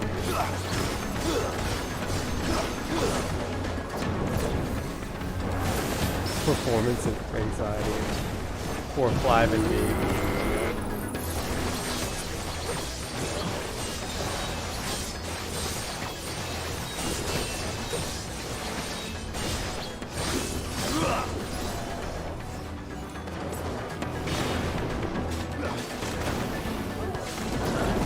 You don't.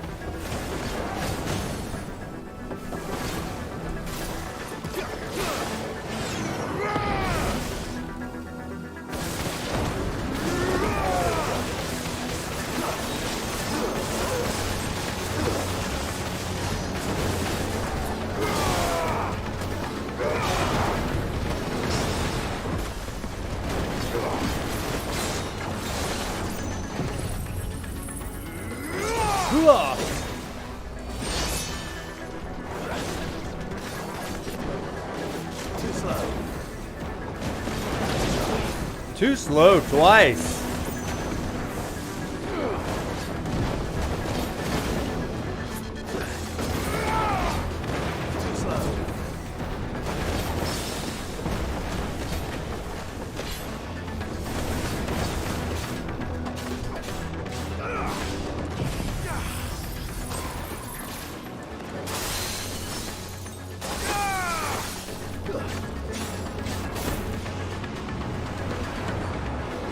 Uh-oh, uh-oh.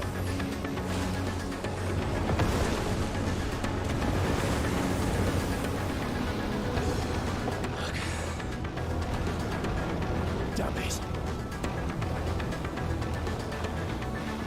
Shiva?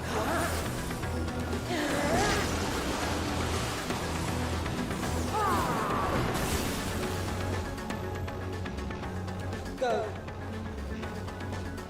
All right. I won't take long.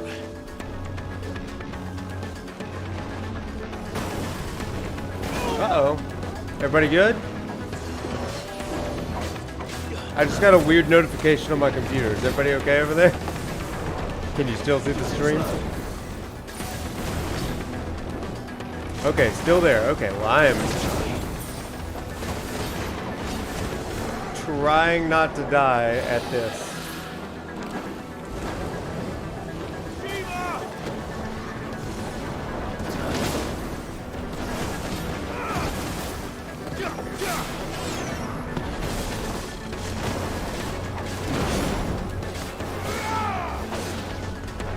Nope, it was my stuff being terrible. Okay, glad we're all still here. We're good.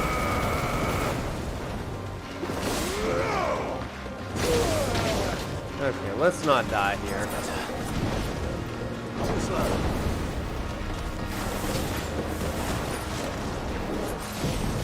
Yeesh. Art director did 12, yeah.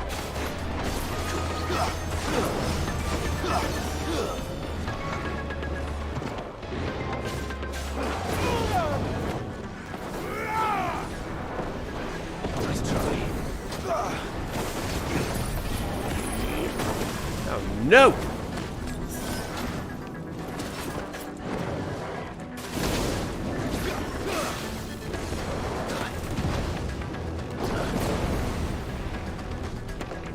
Come over here, birdie.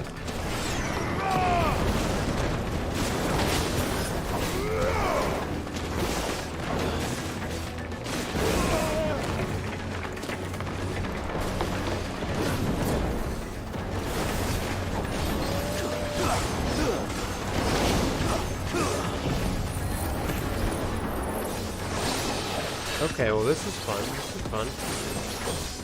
Kill the little thing here.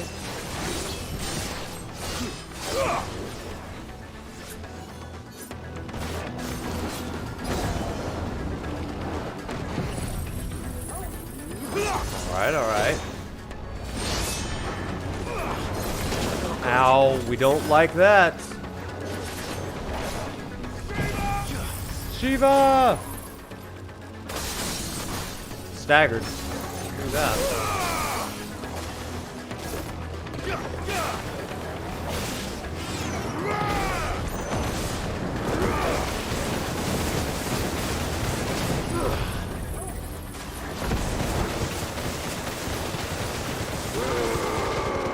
Alright, alright, alright. We'll get him. Good, good, good.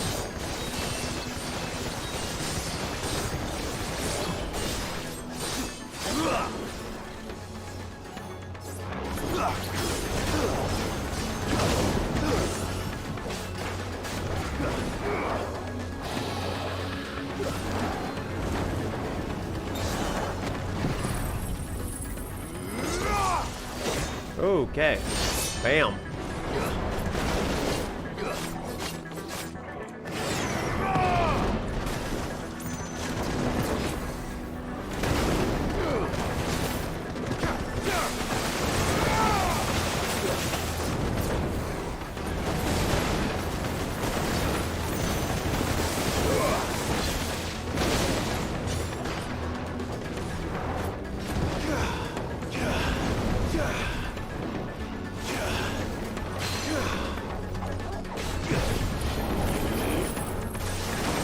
Ooh, man, that was close.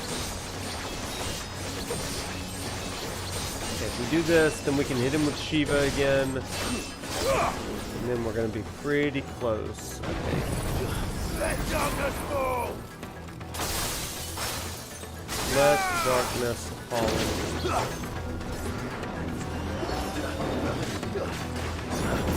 Ooh, nice dodge, Clive. Nice try.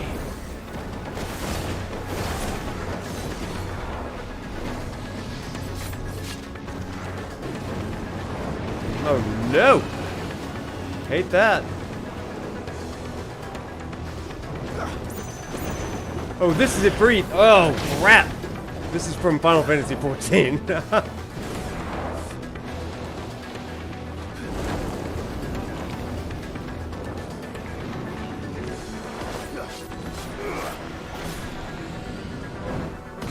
Crap! Ah! I could not bounce out of there fast enough. Dang it. Boo. Boo. Okay, good. Again.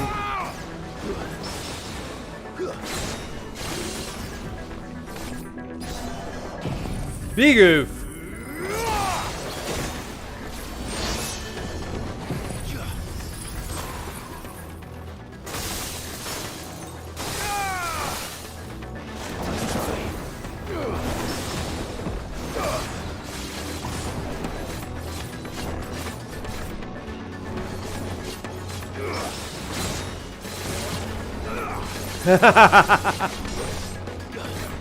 You're right, it wasn't your fault that time.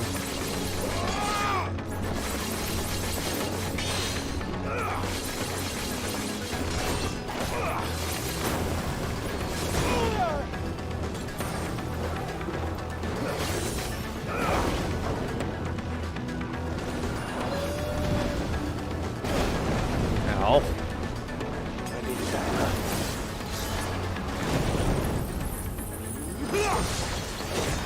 Good boy.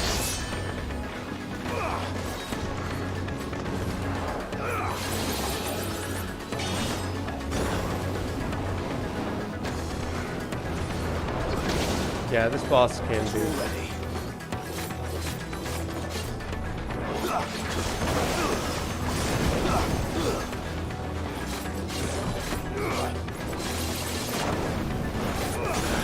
Ow, yikes.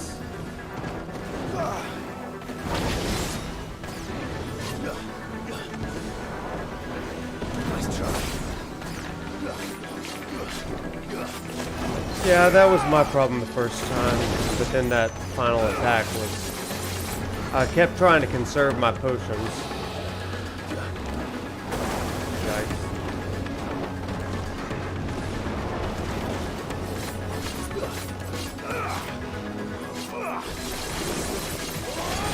Ow. Ah! Okay.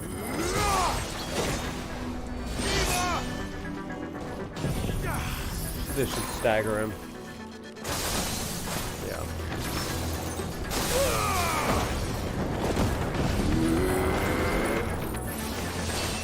That stops the stagger. A little bit, like 15 to 3. He's got a few attacks that are very, very similar to 14's to 3.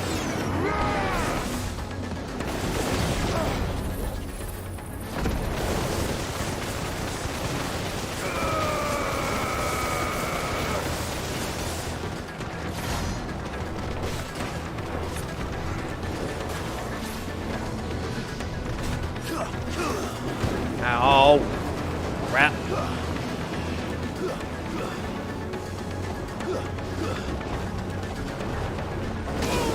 Crap. Air dodge.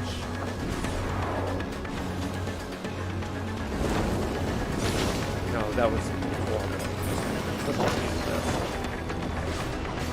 Okay, get out of there. Oh, nice try. That was good.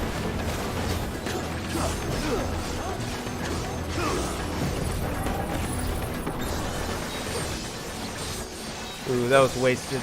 Ugh! Take that one.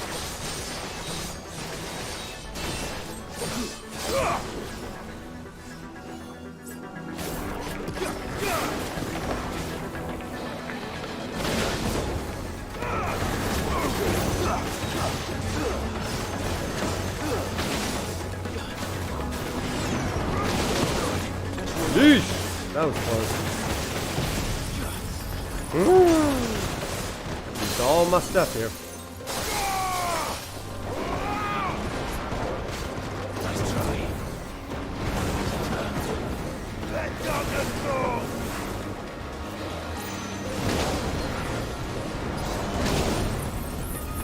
Things are happening! They're not pretty either. Woof! Almost got him though. Attack, Torgo, attack!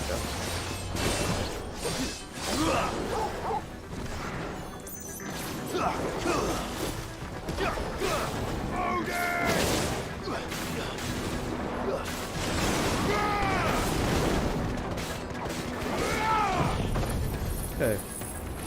I wish the dodge was a passive skill. Yeah, agreed. Even if it was just unlocked in the skill tree, that would be awesome to me.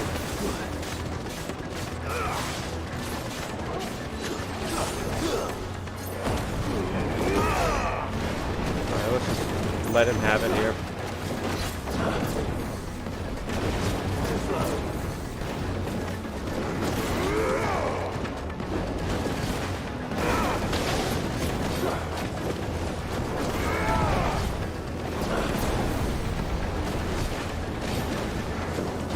Crap, I missed him. Maybe not.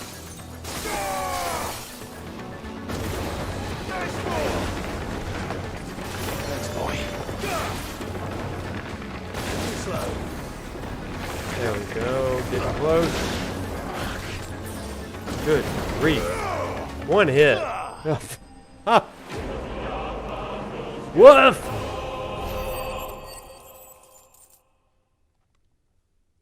I thank you, I thank you. And a level up. 61, baby. Flawless liquid flame.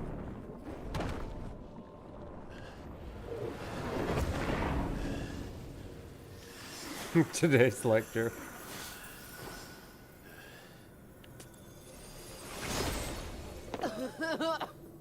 Ah, Jill.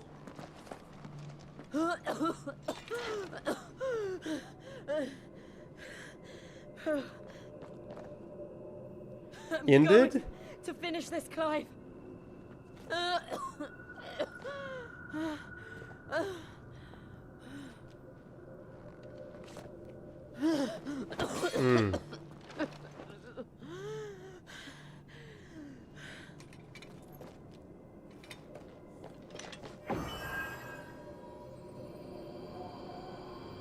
Here. Use this.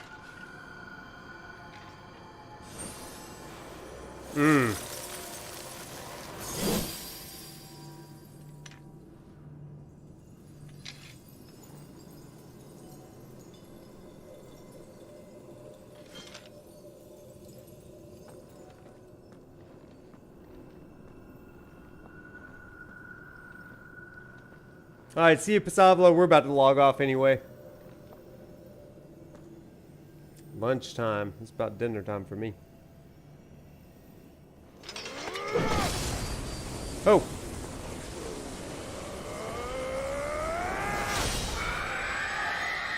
Ooh.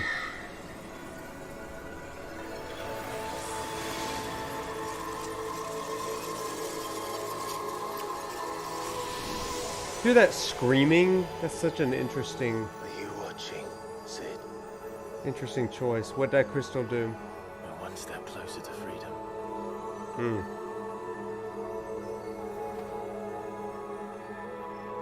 The crystal. What did you do to it?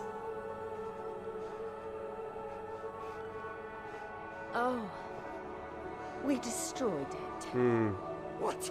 Monster!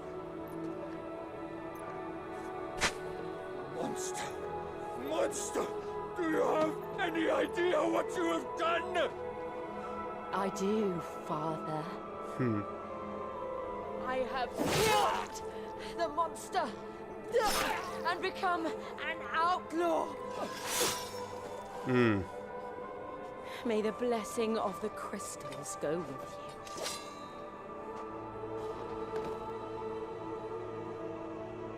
you. It's over. It is. And Shiva exacted her price. She did. Again, the burden fell to you. And I bore it willingly. Yeah, you can, This Leon. was a sin for which I had to atone. Now I can continue at your side with my head held high.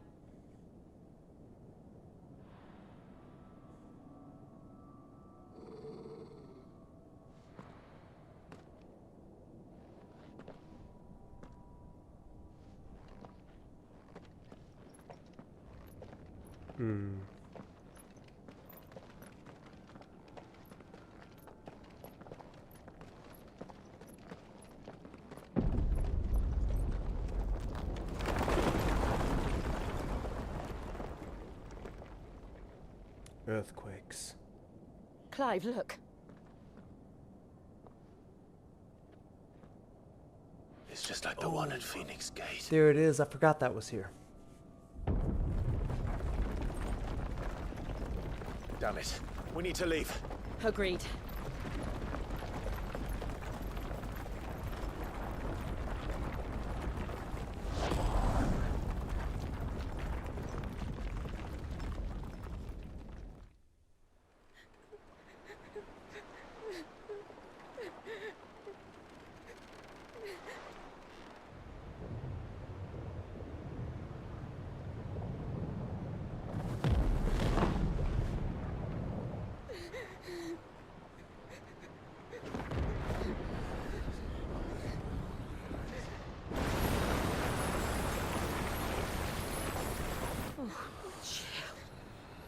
Oh, Jill. I kept my promise, and now you keep yours.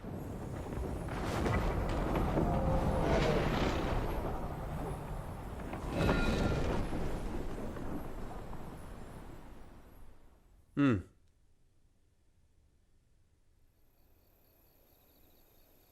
Meanwhile.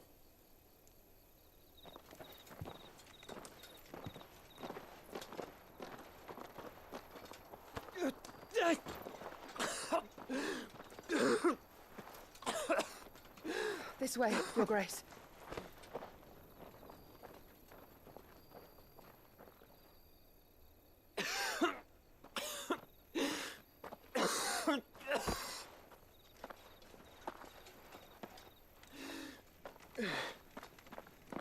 You're bleeding.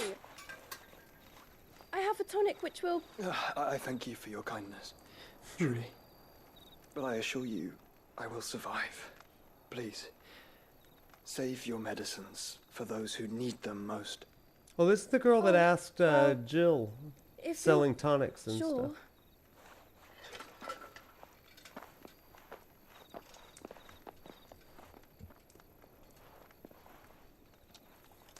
For a moment there, I felt my brother's presence. Hmm. You did? I fear he is in Ultima's thoughts again. But why now, after 5 years of silence? Hmm. I cannot keep him sealed away much longer. Your Grace.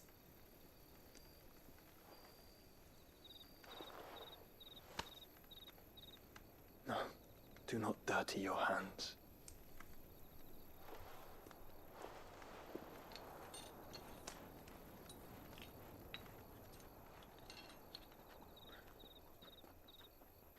Look at them all. Like a river flowing to the sea. Or moths to a flame, perhaps. The crystalline dominion, their light in the darkness. More and more lose their homes to the blight and set out in search of sanctuary, while others lose their fortunes to the Dalmekian levies and leave to find new livelihoods.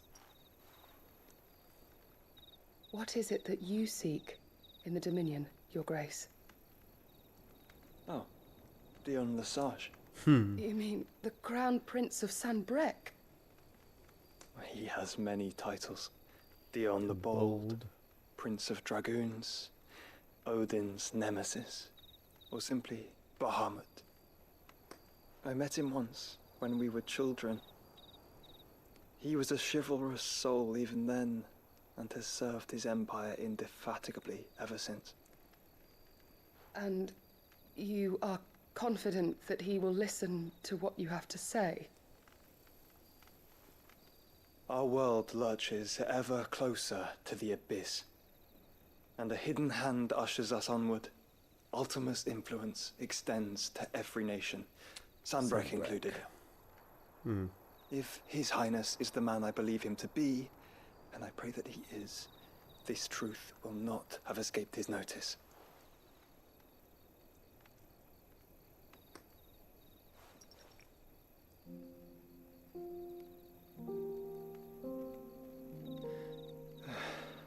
As the mother crystals fall, the eternal flame wavers, and the azure sky begins to bruise. How lucky we were to be blessed by the crystals, and yet how spoiled. Like canaries in a gilded cage, growing fat on seed. But now, the bars are closing in, and we must take flight. Painful though it be to leave our home behind, it is what we must do to be free. Which is it that men cannot live without? A blessing that leads to damnation, or a freedom that leads to deprivation? I do not yet know the answer to that question. Do you, Clive? Your Grace, let us find a place to No, he rest a don't know while. yet. We can return by the Dalmekian trail once you have recovered your strength. I realize your duty is pressing, but if your health should fail... I know. Thank you, Yote.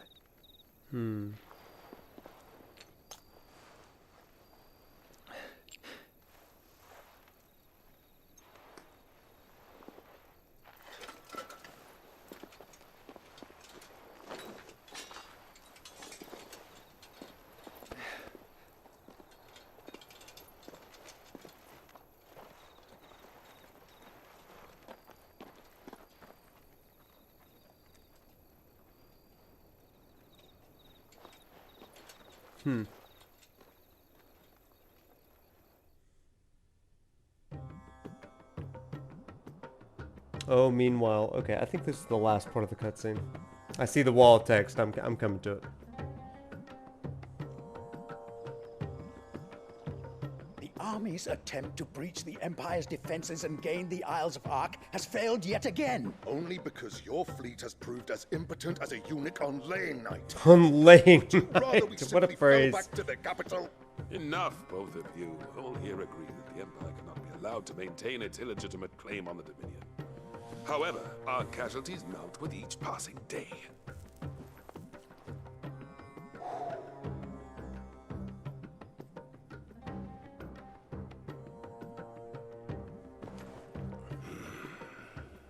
Oh, Kupka.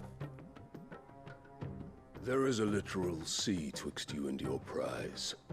The armies of Sambrek need but sit back and watch as you harmlessly lap against their walls. They are dug in like ticks and seek to draw out this siege, knowing the capital's stores are nigh bottomless. And what of our wise rulers? Goaded into war without any thought as to what chaos it might reap.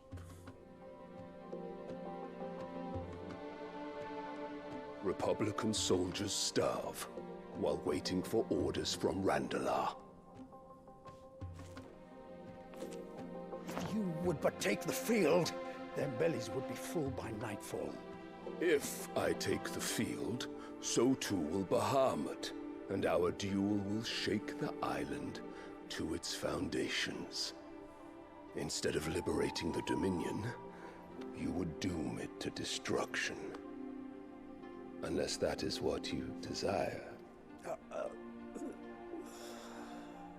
If our learned advisor has a solution to propose, we should be glad to consider it.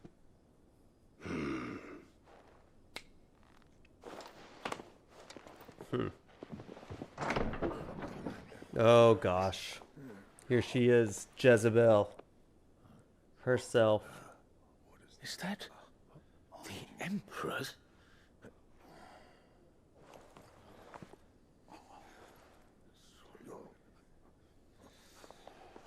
What is the meaning of this, Lord Kupka?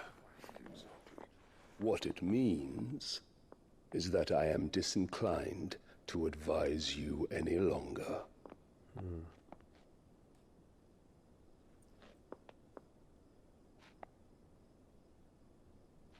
Oof. Ah, the looks on their faces when you walked through those doors. A perfect picture of stupefaction. They could not believe their eyes. Though I confess, I had my own doubts whether or not you would accept my invitation.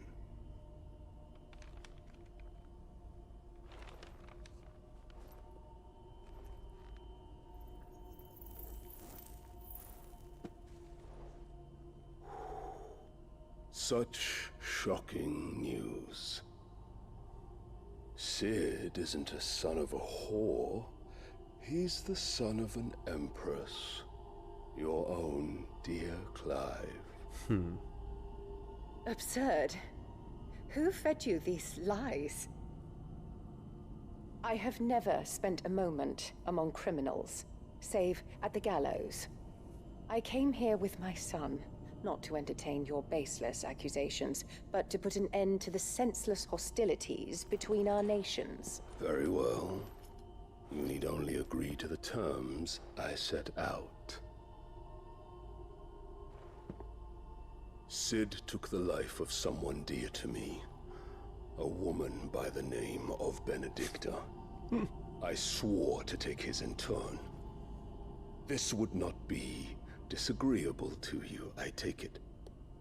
You would finally be rid of the stain on your noble name. In return, I will leave Sanbrek in your capable hands. Your Imperial Majesty.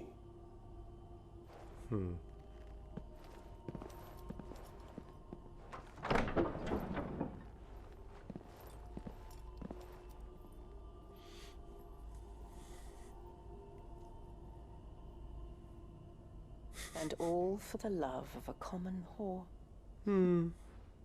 Dominant or no, one cannot hide one's breeding. And beasts will ever belong with beasts. There are greater things in store for you, my darling Olivier. Soon enough, you shall be the crown prince of Sam goes to meet great Grieger. You shall be emperor of all you survey. The old order shall come tumbling down, and you will rebuild the world in your glorious image. Yeah, you can go ahead, Leo. Soon. Yeah, go for it. Be back at Benamir.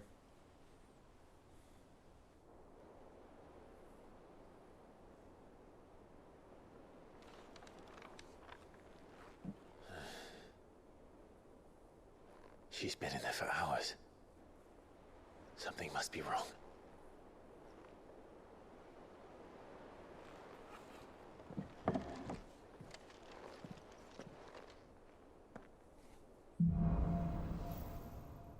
After the storm. All right, Leon, we'll go ahead and close up for the night, but let's chat about all of this. Leon, you make a really compelling point with Shiva and destruction, and the idea of Jill kind of living into that. And you say, so in relating to Carl Rogers and psychology, Jill is incongruent to herself. Yeah, I agree. Incongruence due to her guilt and her sins. Sure. She is aware of it, not running from it, hence why it's slightly different from Clive. She doesn't have the shadow moment. I agree with that, she doesn't. Not everything is always about Jung. Yep. Self-actualized person is the acceptance of who they are despite their faults and limitations, and experience to drive to be creative in all aspects of their lives. Yeah, I agree with that. I agree with that. I'm actually not that big on Carl Jung. While I think that Clive is actually really into it, that's like your shadow self and very Jungian. I think that he may actually be the only character that really goes into this shadow self thing quite to that degree. His is exemplified more than most people's, in that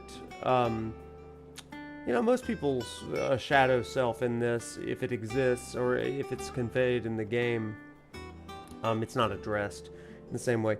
Jill has to accept that, yes, she did bad things, yep, but she needs to be to destroy the evils in this world, thus bodies her very dominant Shiva, god of destruction. Going back to what I say, she's destruction. Destruction is not evil, it's not good, but needed for creation, death, reborn, revolution. Okay, so talk to me a little bit about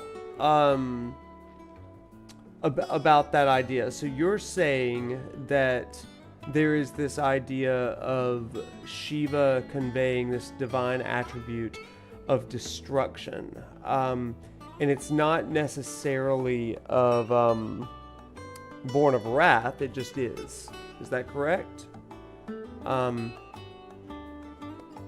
is it destruction for the purpose of, I see death, reborn, revolution? Yeah, I think that tracks a great deal. I think that as far as Jill's archetype, hey, what's up, Sportive? Thank you for the happy affiliate anniversary. Thank you so much. It's been a cool night to come and talk about things. So appreciate you hopping in tonight, Sportive. Yeah, I guess say more about that, Leon. I'm curious about the destructive tendencies and how that aligns with Jill and what that means for her relationship with Clive particularly. And even with Ifrit to some degree. I'm a professional lurker, but thank you. Always enjoy listening in. I'm glad that you lurk. I appreciate that. Thank you for the lurk and thank you for the listen. Yeah, I've got a running thesis. Do we have time? Just kind of give us the Cliff's Notes. I'll kind of tell you where I'm thinking I'm going with all of this. What I'm thinking is...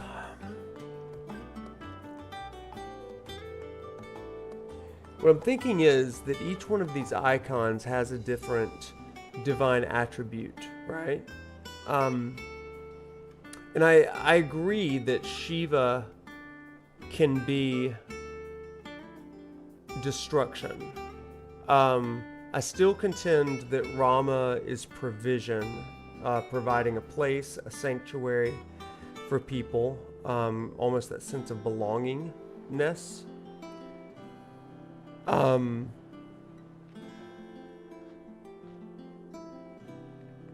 I see in Ifrit, I still see wrath in Ifrit.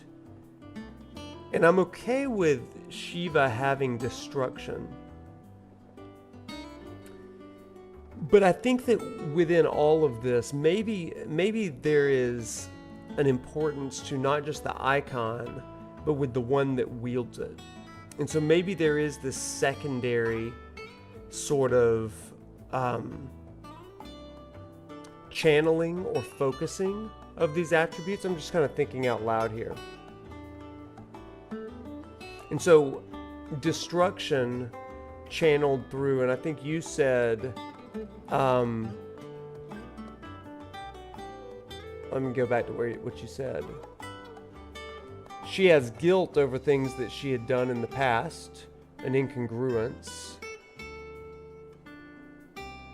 So kind of an atonement of sorts.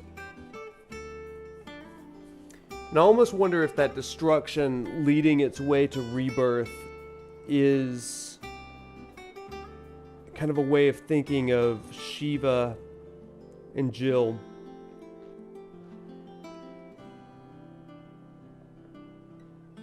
Not to interrupt, but I can see destruction as one aspect of Shiva Jill, but also love and compassion, because people are complex and contain multitudes. Yeah, the god Shiva is more than destruction. Yeah, that's true. Also benevolent and fatherly to his children. Those are also true for Jill. Yeah, sure.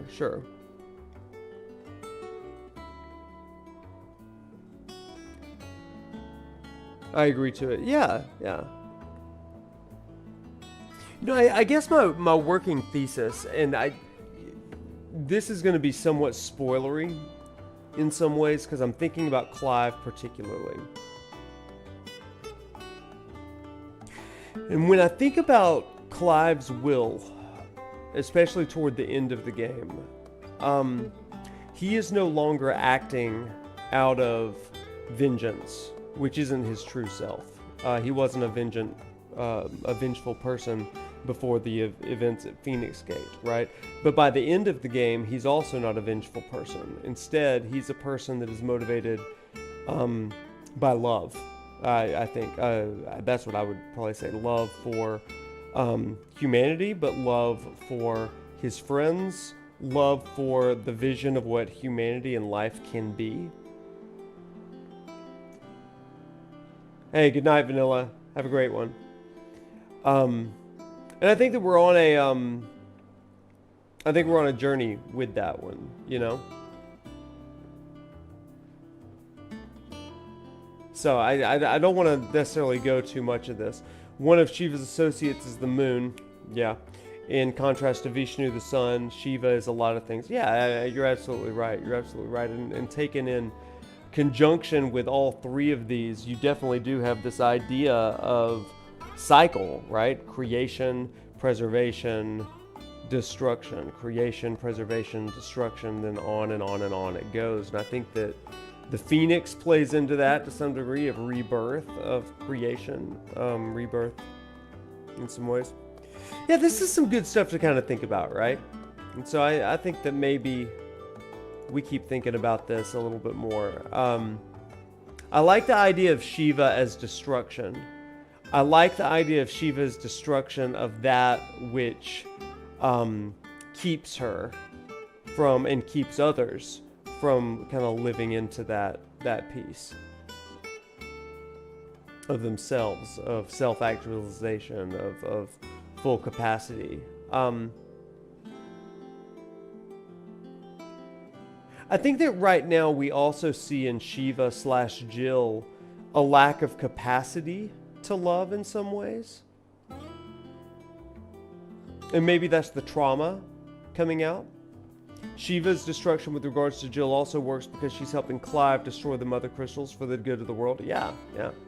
And she has a destruction and disdain for some of these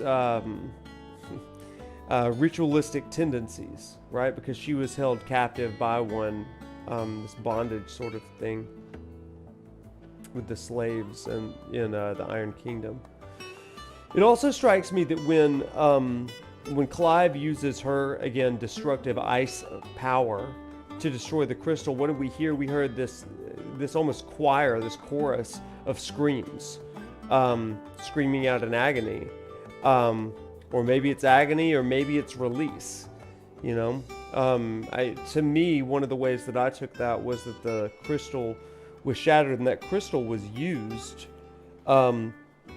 to, like in human sacrifice, it was used to enslave people, and by the destruction of that, there is a freedom of those that had kind of, at least symbolically, been sacrificed to it. And certainly those in the future that would. I'm not saying that their spirits went into the crystal by any means, though I think that's probably what Imran would have believed or thought. Yeah. So interesting stuff here. Like I like the idea of this. I think one of the now if I go on a tangent, the appropriate ice deity would be the Norse goddess Skadi. Yeah. As far as an ice deity or attributes of that deity, personality of that deity. She's very passionate about breaking bondage too, like with Imran and those who oppress bears, yes. And she does it out of love more than pure vengeance. And I think that that's kind of where I push back a little bit, you know? Like, I think all of these characters are acting in destruction in some ways. And I think that we see sometimes destruction is an act of control. For example, let's go with Garuda for a second. There's a way of destruction, and there's a way of giving life, like life and death, right? That can be done through control. There's a way of providing that can bring life and can bring death. And so maybe that's the hang up here a little bit. And even with Ifrit, as I've kind of said in the past, that wrath or vengeance might be his core attribute. There's a way of doing that that brings life, and there's a way of doing that that brings death. And maybe these core attributes, maybe one of the things that you're hitting on, Leon, that I actually really like, maybe it's not just for Jill, and maybe it's not just for Shiva, but maybe all of these icons have have kind of a fork in the road that allows them to be used or choose life or choose death. Choose creation of sorts, creation of a new life, or destruction of that life. And I think that's a kind of interesting thing to think about. Again, you can see me thinking in real time right now.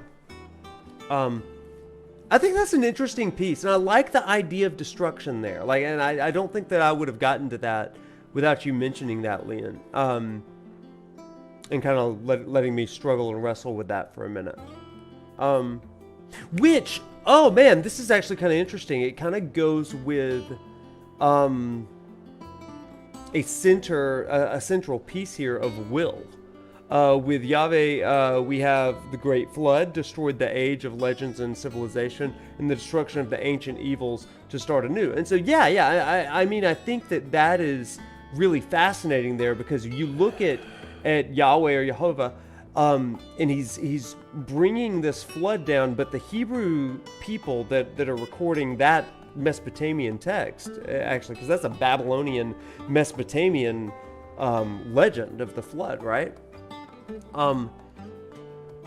They are quick to say, even though the Babylonians would have said there were multiple gods at work in the flood, and there was another God that brought humanity through the ark, the Hebrews are quick to say that those stories, those attributes of wrath and also compassion and love are coexistent, and they both brought about collateral of destruction and life, death and life. But it's all determined by the will. And I think that goes into the primary theme of this game, right? Human will. And human will taps in... Oh, maybe this is the thesis. Human will toward life or toward death. An orientation of the human will toward life or toward death is going to utilize these divine attributes, but it is directed by the will. I'm reminded of a piece in the book of Deuteronomy. Oh gosh, Deuteronomy maybe chapter 24, I think? Maybe 20.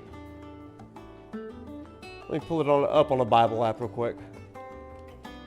No, this is so good. I love this. This is what I live for. Are you kidding me? I love it.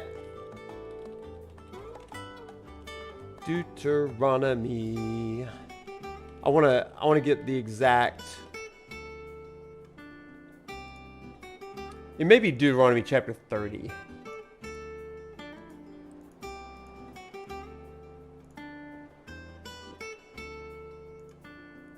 Let us see.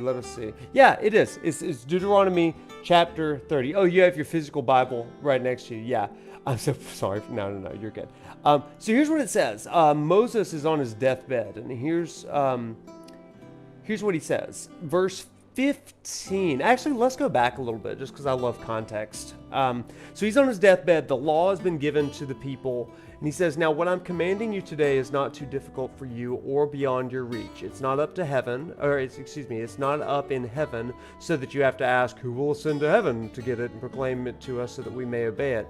Nor is it beyond the sea, so that you have to ask, who will cross the sea to get it and proclaim it so that we may obey it? No, the word is near you. It's in your mouth and in your heart, so that you may obey it." And this is really interesting, the way that it says this is in your mouth and in your heart, because there is an idea, especially in the Babylonian communities, where the passage of Deuteronomy, or where the book of Deuteronomy was edited, redacted, and ultimately not published, but rewritten in some ways. There is a strain of thought that says that the tongue and the heart are both tools and aspects of the divine that make humans more like God. So that's really an interesting thing. The word is very near you. It's in your mouth and in your heart. God has given you these things as attributes or images of God. And so then the next thing. Oh my gosh, look at this. Look at this. See, I set before you today life and prosperity, death and destruction. Oh my God, look at that. Life and prosperity, death and destruction.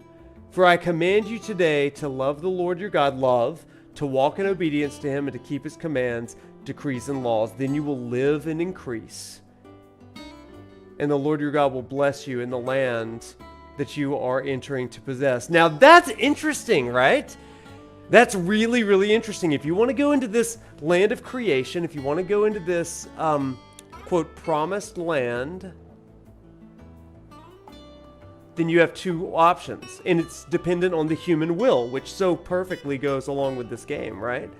See, I've set before you today life and prosperity, death and destruction. I command you today to love the Lord your God, walk in obedience, keep his commands, then you'll live and increase. Verse 17 says, "But if your heart turns away and you are not obedient, if you're drawn away to bow down to other gods and worship them, I declare to you that this day you will certainly be destroyed, and you won't live long in the land." Oh man. It says, "So I've set before you life and death, blessings and curses. Now choose life so that you and your children may live." that you may love the Lord your God, listen to his voice, hold fast to him. For the Lord is your life. He'll give you many years. Hey, that's interesting stuff, right? So maybe one of the ways that we can look at this is that these attributes of the icons, they can be used for life and prosperity, death and destruction. And that is not necessarily to say, let me say this to your point, Leon, that death and destruction isn't necessarily always a bad thing. Sometimes death and destruction is necessary in order for recreation and rebirth. But when to know when to bring life, prosperity, and when to know when to bring death and destruction, boy, that is a function of human will and wisdom. That's kind of cool. That's kind of cool to think about.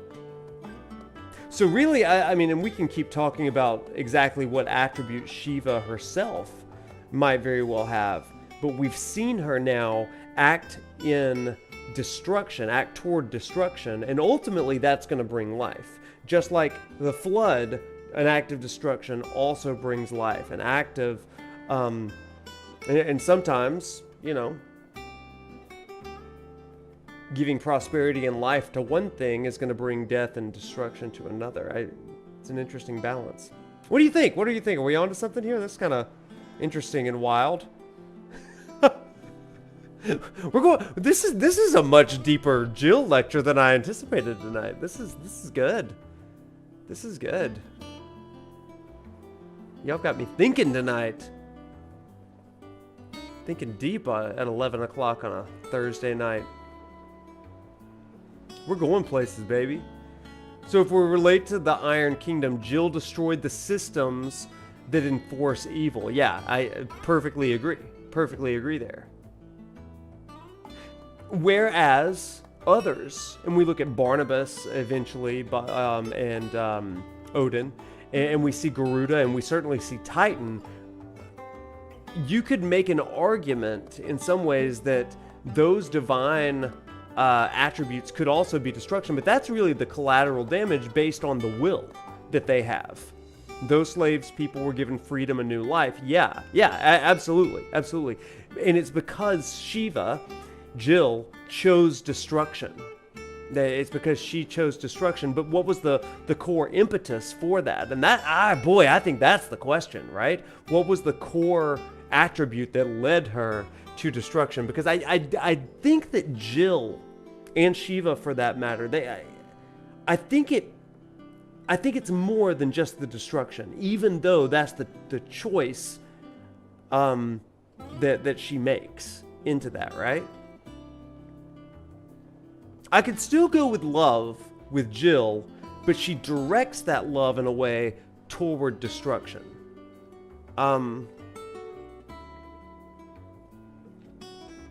could also see Jill as an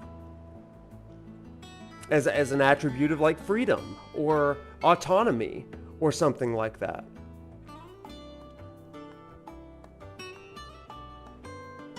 You'll save love for Joshua? Okay. See, I would go differently with Joshua because of the Phoenix. But we will talk about that once we get to Joshua. Okay, so this is a working thesis, right? And so we're going to be manipulating and rearranging all of their attributes as we go through all of these in the future. But man, this is a fun conversation tonight. Oh my gosh. I hope you're taking notes. This was a good one. This is one that I'm going to like clip and use on Twitter and probably just save for, you know, my writing's future. We here, we have different notes. I don't know if we have totally different notes. Yeah, this is kind of the way it works in my classroom too. Just FYI. I go in with kind of a basic thesis of some things, but then like through discussion that thesis is grown, it evolves, and all that kind of stuff. But I love that. I really love, I'll be honest with you, I love that use of Deuteronomy chapter 30 of I've set before you. Like, you have this ability from God to enact life or death. I really like that. Maybe slightly different coming from the same background. And I love that. Man, isn't that cool? I love that. I love that. That's good stuff. Whew! Y'all have gotten me excited tonight. This is good. What a streamer anniversary, right? What a fun streamer anniversary to, like, dig in on some of this cool stuff. Gosh, that's good. That's good. Hey, if y'all want to do me a favor, I'm not very good at, like, clipping Twitch streams and stuff, but if y'all ever want to, like, clip and post some of this stuff, and, like, I'll retweet it and things like that, please feel free to always do that sort of thing. But like, I've discovered that I just don't have any clips on Twitch, and I struggle with that sort of thing. So if ever you're bored and you're like, hey, I can help wait out a little bit. So that verse is so that verse is so interesting to me. It's very similar to Hindu teachings that you have learned. Is that right? Is that right? How about that? I'm actually having trouble seeing all of the YouTube comments. I don't know why, but hey, who's that? Roshan? Tell me about the Hindu teachings that you've heard about, Roshan, or that you've learned. Roshan, I'm super interested in that. Are you talking about what you think Shiva's divine attribute is? So we've kind of been talking about what we think Shiva's divine attribute is, but more than that, we're actually talking about, or the way that I'm kind of thinking right now is larger than that. Like, thinking in terms of every icon channeled through the life and experiences of the dominant can use whatever attribute they have toward life and prosperity, death and destruction. But the attributes themselves are not good nor evil. They're not like they're very neutral, right? But the power of the person's will is what determines that attribute. I think that's super, super interesting. Jill is destruction and also Clive's distraction. Oh my gosh. Well, there's some parallels to the Akashic between humans and dominants, with Shiva being the one closest to a monster similar to the Akashic. Say more about that, Ruby. Talk about those parallels. I'm going to cut us off in like 10 minutes. By the way, I need to go to bed. But we'll talk for a few more minutes.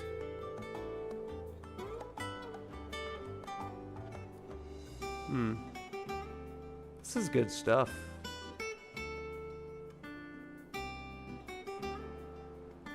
I like that we're all just kind of thinking and vibing to the sweet hideaway music.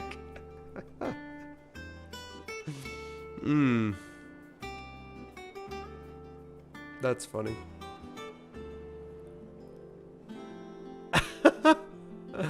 Akashic is said to have no emotions and follow around blindly, similar to how Jill described losing herself with no emotions and no will. Yeah, I could say that. Hello, chat and ProfNoctis. Looks like I just missed the stream. Looking forward to rewatching and rereading chat. Jill's portrayal is very conflicting for me. Yeah, zombie. I agree with some of that. You've yeah. Be sure and watch the stream back. This is a two-parter. Because the stream crashed halfway through, so it's going to be two different YouTube videos, just FYI. So, in Hinduism, many of the gods are seen as aspects of the god, which is why Hinduism is not necessarily polytheistic. With that in mind, Shiva is a part of the Hindu trinity representing destruction. Yeah, Roshan. Now that's a really interesting thing that you bring up, that the gods are seen as aspects of the god. Yeah, so it's not necessarily accurate to think in terms of polytheism there, but it's also not necessarily accurate to think exclusively monotheism. Instead, it's just God, singular and yet also plural. But more specifically, destruction of evil and the dispelling of ignorance. Ooh, the dispelling of ignorance. Now that goes pretty well with the Iron Kingdom stuff. The teachings show you have the choice to live or destroy, ignorant or aware. Oh, that's good. That's good. It feels like there needs to be a couple streams where we just recap entirely. Well, the beautiful thing is they're archived. One concern that I have, let me enlarge this because we're testing my reading ability here. Eikon, what's up, Eikon? One concern I have with having Shiva represent destruction is that it's very close to Ifrit being wrath and judgment. Yeah, I think that that's accurate. It's a little close to that. That's why I kind of like the idea of human will determining the attribute of, excuse me, that's why I like the idea of human will determining the action of life and prosperity or death and destruction.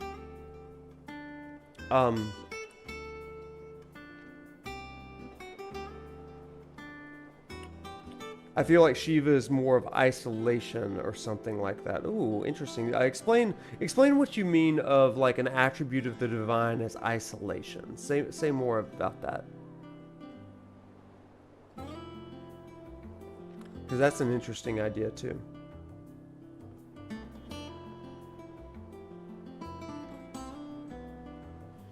I definitely agree that human will is critical in the interpretation of the icons in 16. Yeah, I think that the human will piece was the piece that I had not really considered. I like the idea, and this is what I do with Final Fantasy XV, by the way. So it was natural for me to think we've got the idea of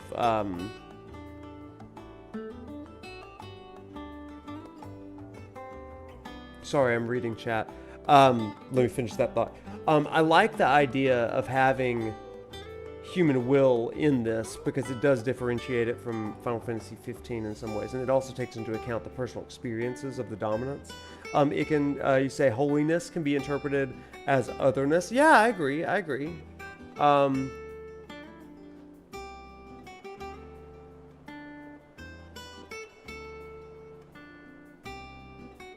Yeah, and so Shiva is holiness. I mean, that's a possibility. But then you also have things like Bahamut and Odin, who we'll also get to eventually. Some interesting things there. Wrath itself is extreme anger, and that can, yes, lead to destruction, but also lead to evil. But also wrath could also lead to life, right? Wrath can lead to life. As well, and prosperity and redemption and good things. So wrath isn't necessarily always evil, and I think that's where my pushback exists. Wrath, destruction is necessary for creation. Yes, to create things we destroy, break down materials to form again. And I think that my question with that is that these are attributes, or actions. And not necessarily orientations or attributes. Does that make sense? Like destruction as an action or an active sort of thing.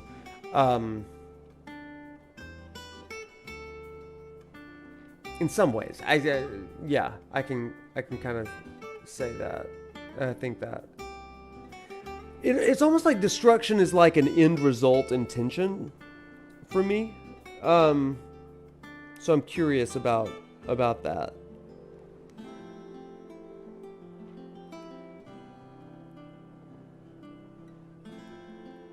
That's good. Jill and Shiva are depicted as lonely, distant, both literally and figuratively. As a kid, she was always distant, even while she was with Clive and Joshua. As she grew up, she believed herself to be a monster. There's definitely something there. Oh man, yeah, there's something good with that. There's something good with that. Later in the game, she's kept in isolation during a certain event. Yeah. Some of the icons do seem to have more obvious attributes, but Shiva comes off as being more subtle, at least in this group. Yes. Obvious big primary, I know her. I know how to use words. Yeah, you do. That's good. That's good. That's good. There's God's wrath and indignation toward evil's sins. Right. And that's what I mean. And that's why I really like Clive as kind of that aspect of wrath. But I also kind of like him as, by the end, an aspect of love. But I wonder, I wonder if... I really do think that it's Clive's connection to Shiva, Jill, that promotes that love in him. You know, and I think you also get that with Joshua as well. But in some ways, I wonder if Clive is more...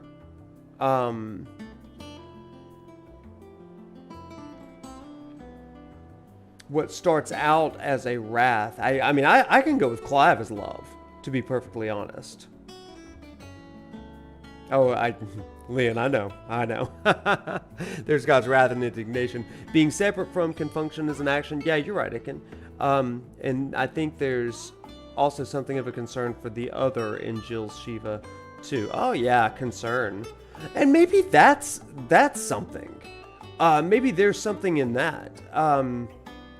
Yeah, Ruby, Clive's not wrath, at least to me. Yeah. And yeah, Logos, word, God. Yeah, we're going to get there big time. Wrath is the drive towards justice, and justice is an element of love. Yeah. Clive's a cultivation of feelings, but that gets into spoilers. Yeah, and yet his default will plays into this, because he does have a choice, right, of life or destruction. And that is, those two end results there are what I just keep coming back to.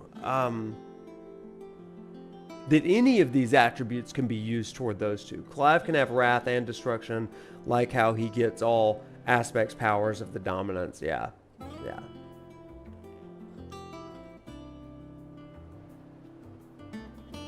Because the hideaway shapes Clive to become who he is. Yeah, community. And yeah, that community aspect, for sure. And so in some ways, you know, how do his relationships with each of the dominants begin to play into this? Okay. We could keep doing this for absolutely ever. And I want to, but you boy got to get some sleep tonight. I am a sleepy boy. Clive would have turned out like all the other dominants if he didn't have connections people. Again, I apologize for extending the stream. Leon, do not apologize. If I had wanted to end it earlier, I would have. I love this stuff, you know, and I love thinking about it. Sleep is important. It's important to me, at least. So, yeah, and it's like 11:30 over here, so it's been a long day, long work day. But I love the stuff. So put a pin in all this. Keep the conversation going over on Discord. We don't have to figure it all out tonight. And I think that as we rewatch and replay some scenes and stuff. Hey, if you were just hopping in the last 30 minutes or so, then boy, you missed a lot. That's okay, but I hope that you'll go skim through YouTube once this goes up. Again, the stream did go down halfway through the thing, so there's two. God of sleep should be Noctis. Wait, that's a deep cut. That's deep lore there. Listen, somebody is literally yawning over here. Is that Clive? Clive tired? Clive very sleepy. Okay, beautiful. All right, everybody. Well, this has been really, really good. This has been really, really good tonight. I deeply appreciate it. Y'all are fun. Y'all are super fun. I'd love to have y'all in a real class one day. But this will do for now. Clive's tired of our nonsense. No, I think that with some sleep, we will come back on Tuesday and we will have some really amazing insights to all of this. I cannot thank you all enough for being here on my second stream-iversary, everybody.